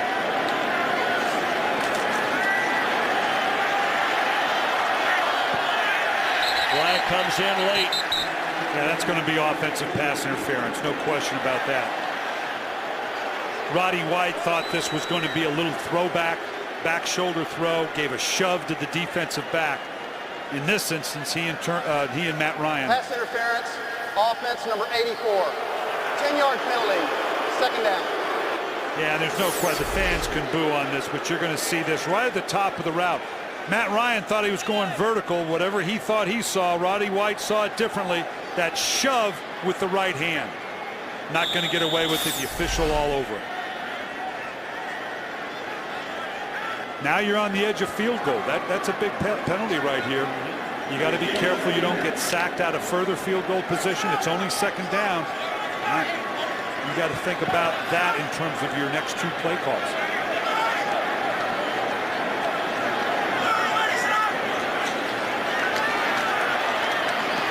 Gonzalez gets a little bit back, not much, a couple of yards.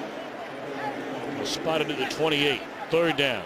And this is a 10-point differential, so this is what I'm talking about. With the ball on the 28-yard line, you can't afford a sack that backs you up. So right now, Mike Mularkey, I'm sure, he and head coach Mike Smith, what do we want out of this? Well, yeah, you want a touchdown, you want a first down, but on this down and distance, whatever we do, don't leave ourselves at the risk of getting pushed out of, at a minimum, good field goal position. Well, right now they'd be looking at about a 45-yard field goal attempt.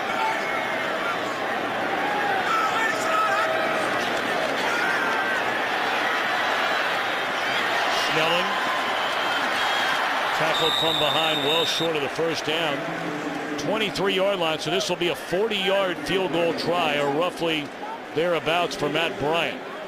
And you can see as a offshoot from that, you'd expect one of two things: a draw or a quick screen like that. He had to buy a little time with it. Safe, not going to get sacked. Get me a few more yards for my field goal kicker, because to take this lead to 13 now could be big. 41 yards, the attempt for Matt Bryant.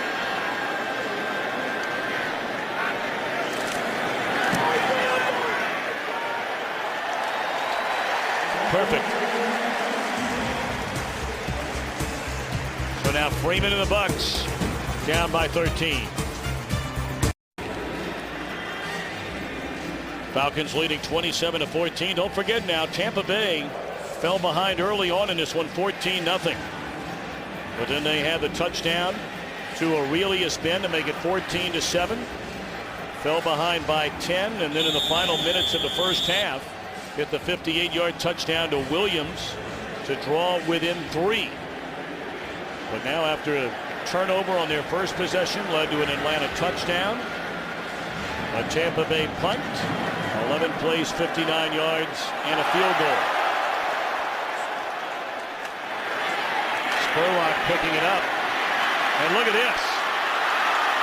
Spurlock still on his feet.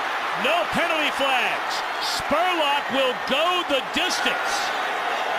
89 yards for Spurlock after the ball was initially bobbled by Maurice Stovall. And how about that? And how often do you see this, Tom? I mean, this has got disaster written all over it, but it throws off the timing. Everybody comes out of their lane. They sense a possible turnover. Now everybody's out of their lane, and what comes out of it? A huge, huge game changer for Tampa Bay. Well, we've talked about the orchestrated drives of Atlanta. What is it going to take? Tampa Bay has play after play, situation after situation, come up with the big play. None bigger than that. Spurlock has been a huge factor in this game. We told you earlier, after all those years without ever having a kickoff returned for a touchdown, Spurlock ended that drought in 07. But here today, he's had returns of 29, 66, 25, and 89. Ball game on again in Atlanta. Second kickoff return for a touchdown in the career of Michael Spurlock. Look at his average today, and bear in mind, Atlanta is the best kickoff coverage team in the NFL this year. Number 1. A lot of that has to do with their ability to kick it out of the back of the end zone. But still good. Oh, look at this, an onside kick. And it works to perfection, it appears. Wow. Raheem Morris. Oh, they're saying Atlanta with a football. No, now it's Tampa Bay. Wow. How about that? The kicker appeared to be the one who kicked it, and then Connor Barth appeared to cover it up. This is just a dribble kick by the kicker. Two components. Can I kick it? And do I have the nerve? Ooh, be careful you don't touch that early. Do I have the nerve to cover this thing up? Let's look at this. It's got to go 10 yards. Our yellow line is unofficial. We don't have it on this one. There's nothing there to say it did. He did it. I think he played that perfectly. Yep. Wow. Atlanta is challenged if the ball was touched by the kicking team prior to going 10 yards. All right, let's watch Adam Hayward here. He's number 57. Did he touch the ball? And it's real clear cut. The yard line is real clear cut, unless you're saying it touched his hip. Nice job. Again, it was ruled that Tampa Bay's ball, so it's going to be tough to look at that and say you have irrefutable evidence to say he touched it. Mike Smith is 2 of 4 on challenges this year. Tell you what, Raheem Morris, he made a lot of headlines, of course, a couple of weeks ago, saying we're the best team in the NFC. And, you know, he said that stats are for losers and so many of these different things we've heard him say the last couple of weeks, but you got to love his style. Oh, absolutely. And you're backing it up here, and the players love that right here. He definitely comes down on that. Did it touch his leg? Right there. Oh, boy. Let's run that back if we can. Illegally touched by the kicking team at the 39-yard line. By rule, the ball belongs to the receiving team at that spot. First down, Atlanta. Stop right there. You saw it. I can't. If we can back it up just a little bit. You saw it coming back. Stop right there. I'm sorry. Keep going. Keep going. Keep going. Help me out here now. You go a little bit further. Stop. You can see right there his hip comes down on it. This is the line right in here. Good call. Replay gets it right. Boy, what a huge turn of events. Ernie France, our instant replay assistant. So great field position. It's great when it works. It's a lost gamble when it doesn't. Atlanta leading by 6. Will hand it to Turner.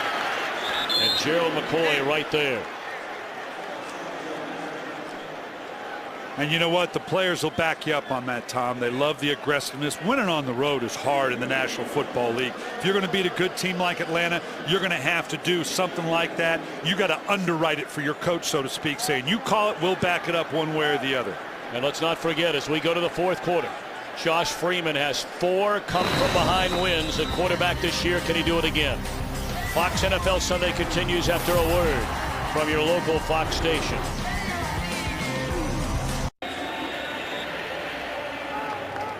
(27-21), Atlanta in front. First place in the NFC South being decided here at the Georgia Dome today.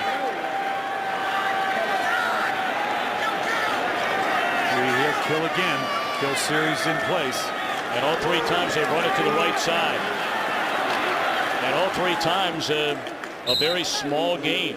So 3rd down upcoming. Of course, Veterans Day comes our way this Thursday, and we want to welcome the men and women in uniform serving around the world watching our telecast. The NFL on Fox, on AFM, the American Forces Network, in 175 countries and aboard 140 ships at sea. Thank you, Jimmy. Thank you. Proud to have all of you with us. Our thoughts and prayers as we stand behind you as you defend our freedom.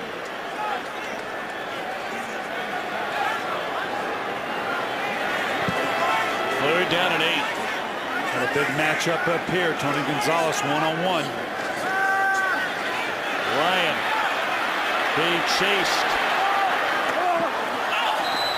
Tries to find Gonzalez. It's incomplete.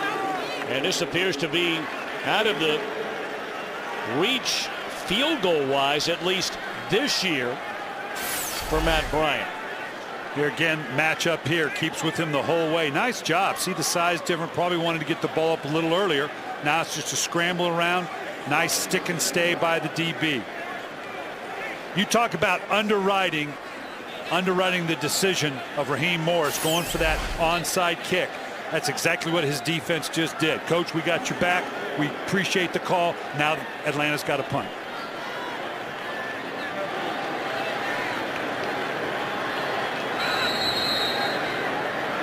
We're going to take a delay of game here. Yeah, and they always get this, and then you always decline it. You know, they want to back it up so you got a little more room maybe to knock it down inside the 10. Delay of game, offense, penalties decline, 4th down. I don't know why we do that. Let's go downstairs to Chris Myers. Tom Bryant, you know, Raheem Morris admitted he's a thief when it comes to coaches. He'll steal ideas from other coaches. And Sean Payton, even though Rich Bisaccia, the special teams coach, has had that onside kick play in for years, Raheem Morris taking a page out of Sean Payton's Super Bowl playbook for that one, trying to get an advantage in a game that he's behind. Trying to pin him tight, and that they'll do as Williams covers it up.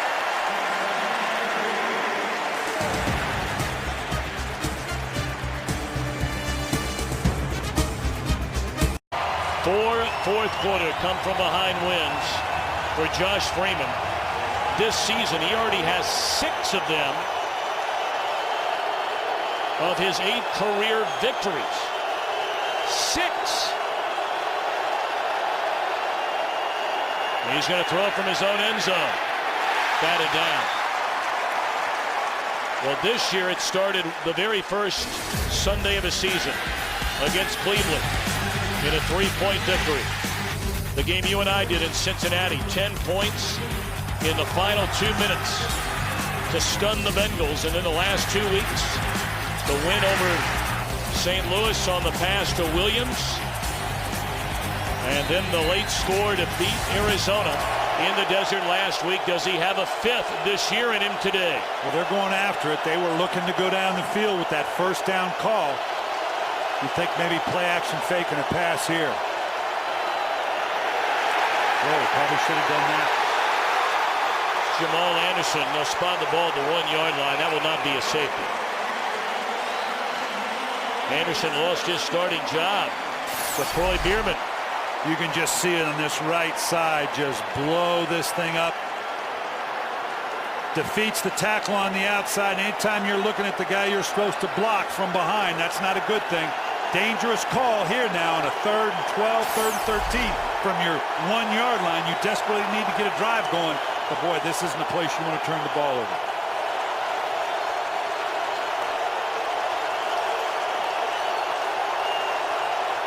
Be an interesting place to bring pressure. They're going to run out of time. How in the world does that happen? Well, it's going to cost me about a half a yard. To the goal, 3rd down. Well, I know, but I mean, you know, well, it's getting awful loud down there. I'm not trying to excuse the fact, but when you think about it, rather than timeout, I'd have been more upset had he called timeout. Yeah. Look, don't waste a timeout on a half a yard. We're in a tough position. It's not that much tougher, but the fans are now getting into it. What are you calling here? You know what? Whatever I call, I'm going to stay out of the middle of the field because that's where it's going to get picked off. If I like a matchup on the outside, I might try to drop it off underneath and see if a guy can run for a 1st down. But you got to be very careful throwing this thing between the numbers. They might run out of time again. They just do get it off. They're looking down the sideline, and it's Spurlock who makes the play. What a great throw. 43-yard completion to Michael Spurlock from the end zone. Right down the rail. We've said it many times. A deep ball is not about arm strength. It's about timing. Perfect throw in the field. You know, no ball has ever been completed in the history of the game out of bounds. Laid that thing in the only place. Great coverage by Grimes. Yeah, I don't know that you could have covered it any better. What a great throw and catch. It's only the 13th catch all year long by Spurlock. And the first completion of the half by Freeman, who's hit as he throws on 1st down looking for Winslow. It's 2nd down. Boy, there is something indeed unique about this 22-year-old. Let's look at that 9 route, Tom. We got a route tree here, and I got to tell you, a 9 route is all about timing and placement. The 9 route, everybody runs it. Down the field, 40 and 5 placement right there. Perfect placement by the quarterback right along the sideline.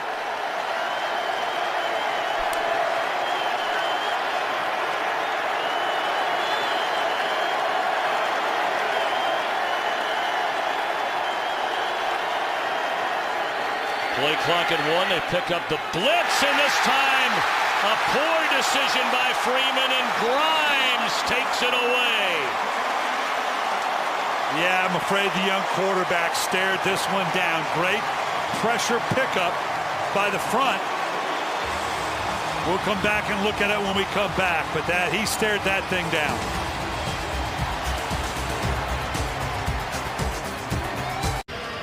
Here's a young man making quite a name for himself, Brent Grimes. Rookie free agent out of Shippensburg back in 2007, was waived initially, spent 2 years on the practice squad, played over in NFL Europe, and many believe he's the best cornerback maybe in this division. We've heard that from teams that have played against Tampa Bay this year or against Atlanta.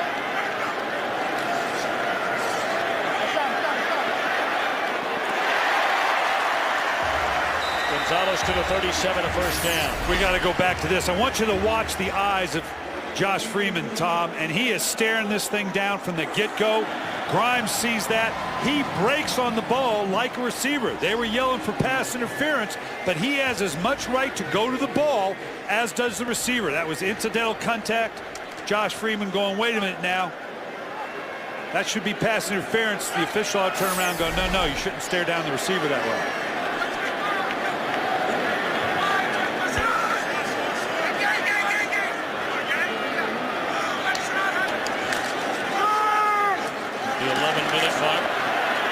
Turner wrapped up by Dakota Watson, and let's send it back to Kurt Menefee in Los Angeles.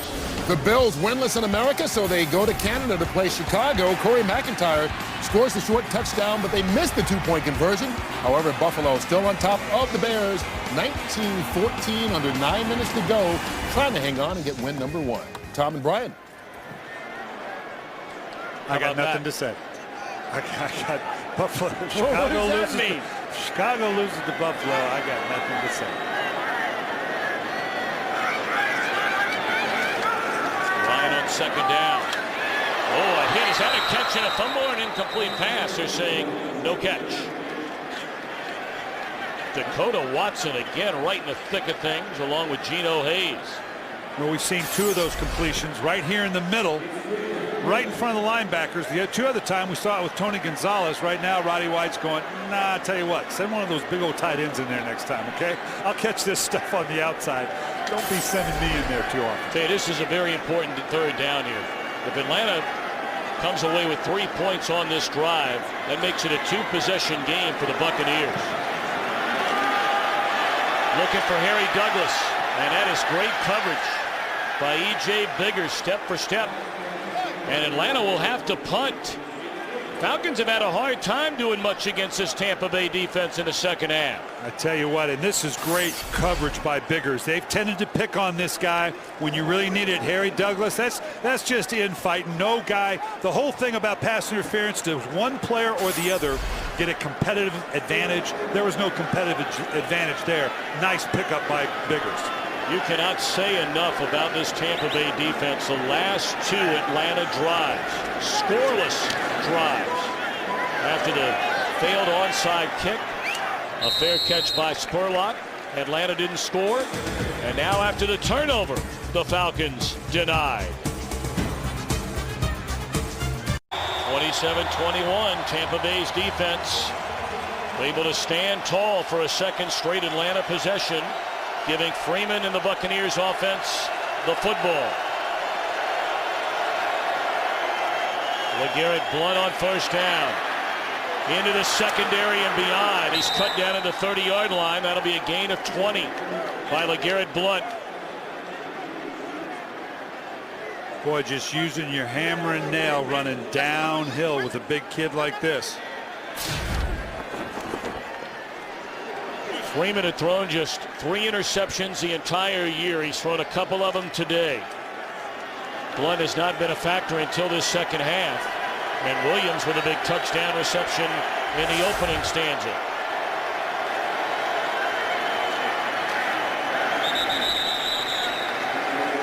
Losing a couple is Blount on first down. Let's again check in downstairs along the sideline with Chris Myers. And Tom, by the Tampa Bay sideline, and the offensive meeting last night, they used 2 points to deliver one message. The 2 points here, they told them you're the youngest team, the lowest payroll. The message was you have to earn it, you have to prove it. The message delivered, don't blink, you're not good enough to overlook anybody, and they did make the point. We can come back from anything, anywhere. That's the confidence on Raheem Morris's young team. Chris Myers knows his stuff, especially on these Buccaneers. He calls their preseason games. Short of a first down on the catch to Winslow. Third down and a yard. You know, last week when Chris and I had these Buccaneers, Tom, and very much like this, it came down into that fourth quarter. They had the lead for a good part of the game.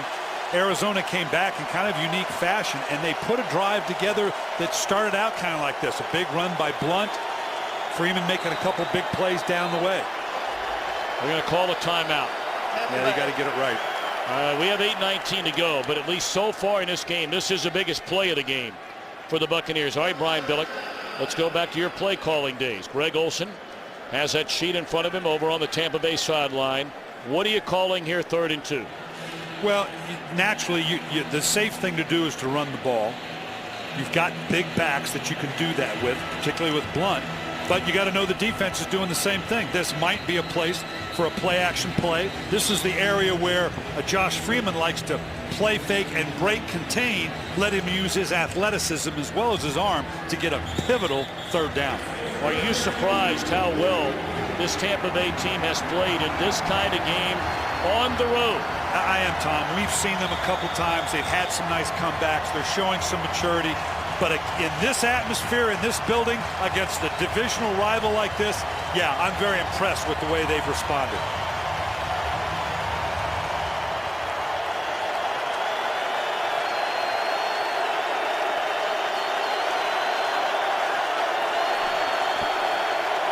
Cornell Williams is in the backfield, which more than likely tells you they're throwing it. And how about that? They hand it off.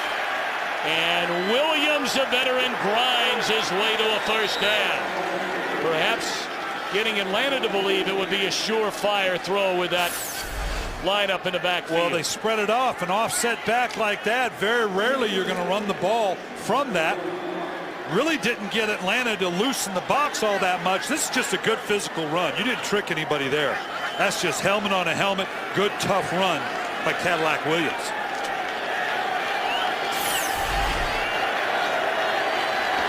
Well, they move the chains up to the 45.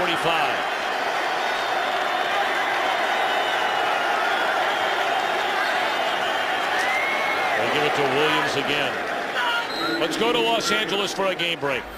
Vikings down 2 touchdowns to Arizona in the 4th quarter. Brett Favre rolling out on 4th and goal. One last chance, maybe? No. Incomplete. They turn it over on downs. It's 24-10 Minnesota with 5.5 left. Tom and Brian, you think last week was tough on Chile? Sometimes it's good to be king. Sometimes it's not. 2nd down and 8.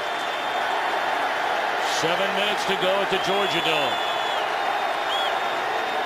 They'll run it again. Nice play. That's Jonathan Babineau, his second big play of the afternoon. He's had a couple big plays today. Doing a nice job just coming in here, blowing through his gap. He's done this a couple times now. Guard, or the center, excuse me, never really getting heavy on him. One arm, that's hard to bring down a back. A big back like Blunt reaching out there. Huge play. Tough 3rd and long now for Josh Freeman and this Tampa Bay offense. Need to get to the Atlanta 45 to convert.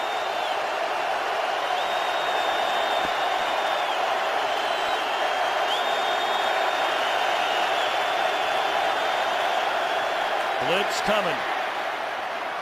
They convert.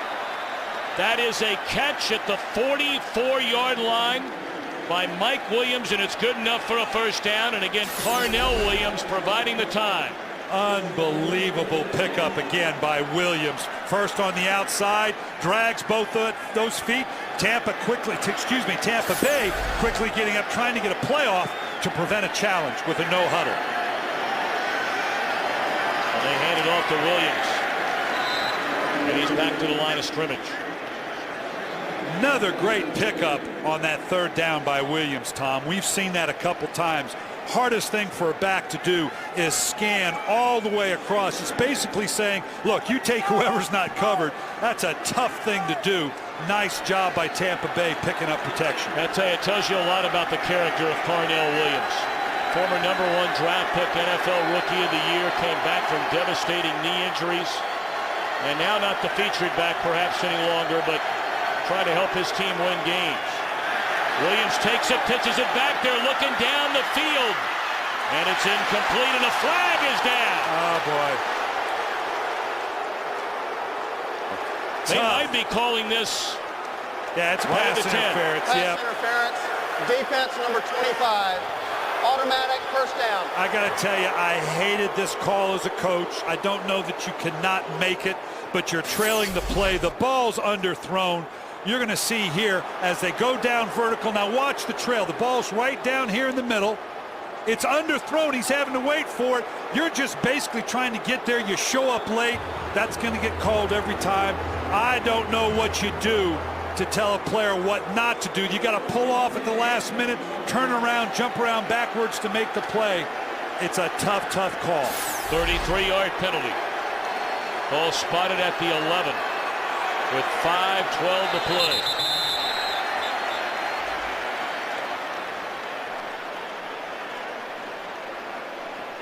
I don't know quite who threw that flag, unless they're looking. Tampa threw the flag. I'm not quite. The spot. That's about the only thing I would think that they're challenging right here.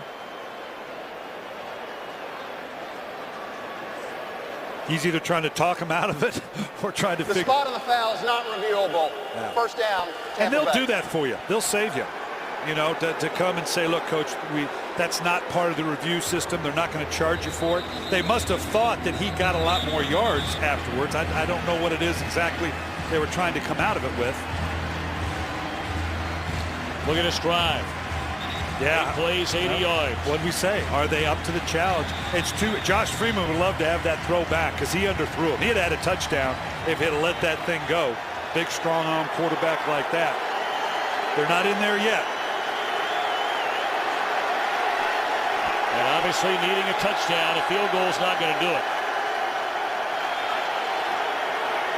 Blunt. And again, right in the thick of things. Jamal Anderson, who's played well today. Anderson, as we mentioned, who lost his starting job at the beginning of his season, but having a nice game along with Babineau along that defensive front. You know, and the coaches will tell you they think Jamal Anderson kind of got a bad rap. He's a first-round draft choice. Hasn't had a lot of sacks that you'd expect when you take a guy in the first round. Moving inside's been good for him, but it's not a spectacular position. They move him all over the place, showing up on that last play. Quick screen to the outside.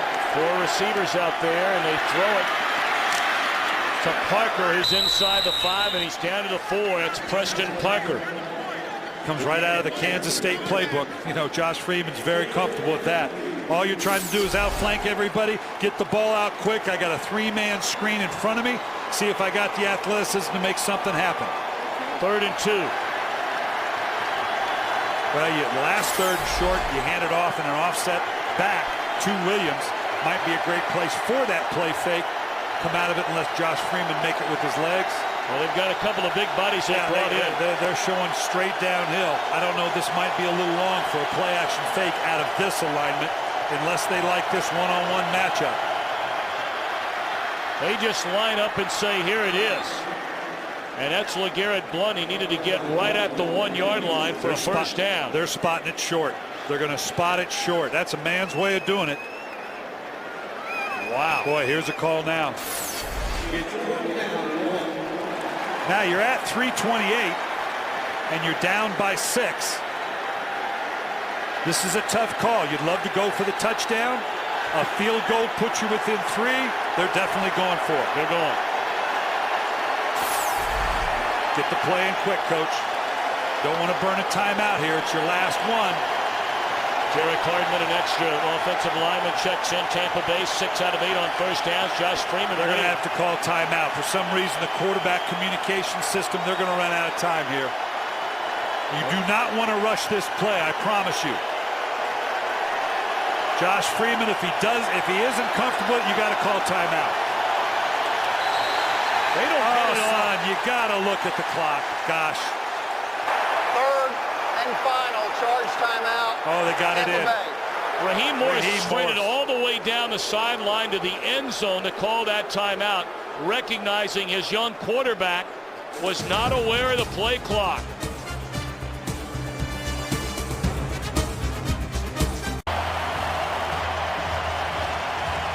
Fourth down and maybe a foot.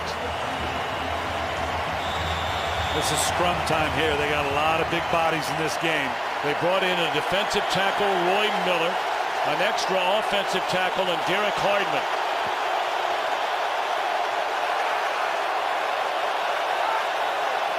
And they hand it to Blount. I don't know. Yeah, I think he got it. They're sprinting off the field, and Atlanta's saying it's short. Blount saying first down. I don't think he got there. Yeah, oh, they're calling it the other way that he didn't get it. I would at least call for a measurement. Unless they're calling it a fumble. And that's Thomas Deku who made the biggest play of this game.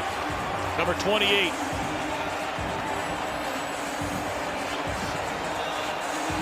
Yeah, he's got control. Wow. No, the ball's not out. They're just saying it's short. I don't know that I don't call. I understand. You can call for a measurement anytime you want it. That's awful strong of Terry McAuley to say, no, we definitely know. He did not get the distance. You're still now in pretty good position here. Well, you're 2:37 to go, but the Buccaneers are out of timeouts. And this will take us down to the 2-minute warning. 4th down and less than a foot, and the Atlanta defense makes a play of the game. And let's give them credit now, because from the standpoint you got to give the defense credit. Some people will question the play call or whatever. This is just great defense by the Atlanta Falcons. Great hit on the outside by Deku. And remember, they can't challenge the Buccaneers on that spot because they're out of timeouts. 2 minutes left to play here at the Georgia Dome in Atlanta. And a 4th down stop inside the 2-yard line. Denies Tampa Bay a go-ahead touchdown. The Buccaneers with no more timeouts. Remember, Brian Billick, they called that timeout when they couldn't get the play set. You can see here the clock is winding down, but what we're seeing here coming in late, Raheem Morris. We're going to show you another view now. Right here. Here you can see, stop right there. He had plenty of guys he was trying to influence there, and that's what they're there for. The problem is when you utilize that last timeout, you were out of challenges now to see if possibly you might have challenged for the 1st down. I still would have been screaming like a stuck pig for a measurement. I want to you got to show me with the chains. I didn't make that. Well, it's 3rd, and we'll call it 2. They convert here, and Tampa Bay's in trouble, and the Bucs are in trouble. Turner to put him over 100 yards in a game, and perhaps put the Atlanta Falcons in first place all by themselves in the NFC South. Yep, you get to your favorite formation now, the victory formation. No timeouts, under a minute. They can simply take a knee to finish this out. Raheem Morris has nothing to be embarrassed by. His team played one heck of a game. Just came up short on the road against a divisional foe. Heck of a football game. Clean snap. And that's going to do it. So Mike Smith and the Atlanta Falcons will go to 6-2 on the year. Josh Freeman and his Tampa Bay team can hold its head high. They played like a team that believes it's among the best in the NFC here today. But it's a 27-21 victory for the Falcons. And we're back with more. You're watching the NFL on Fox.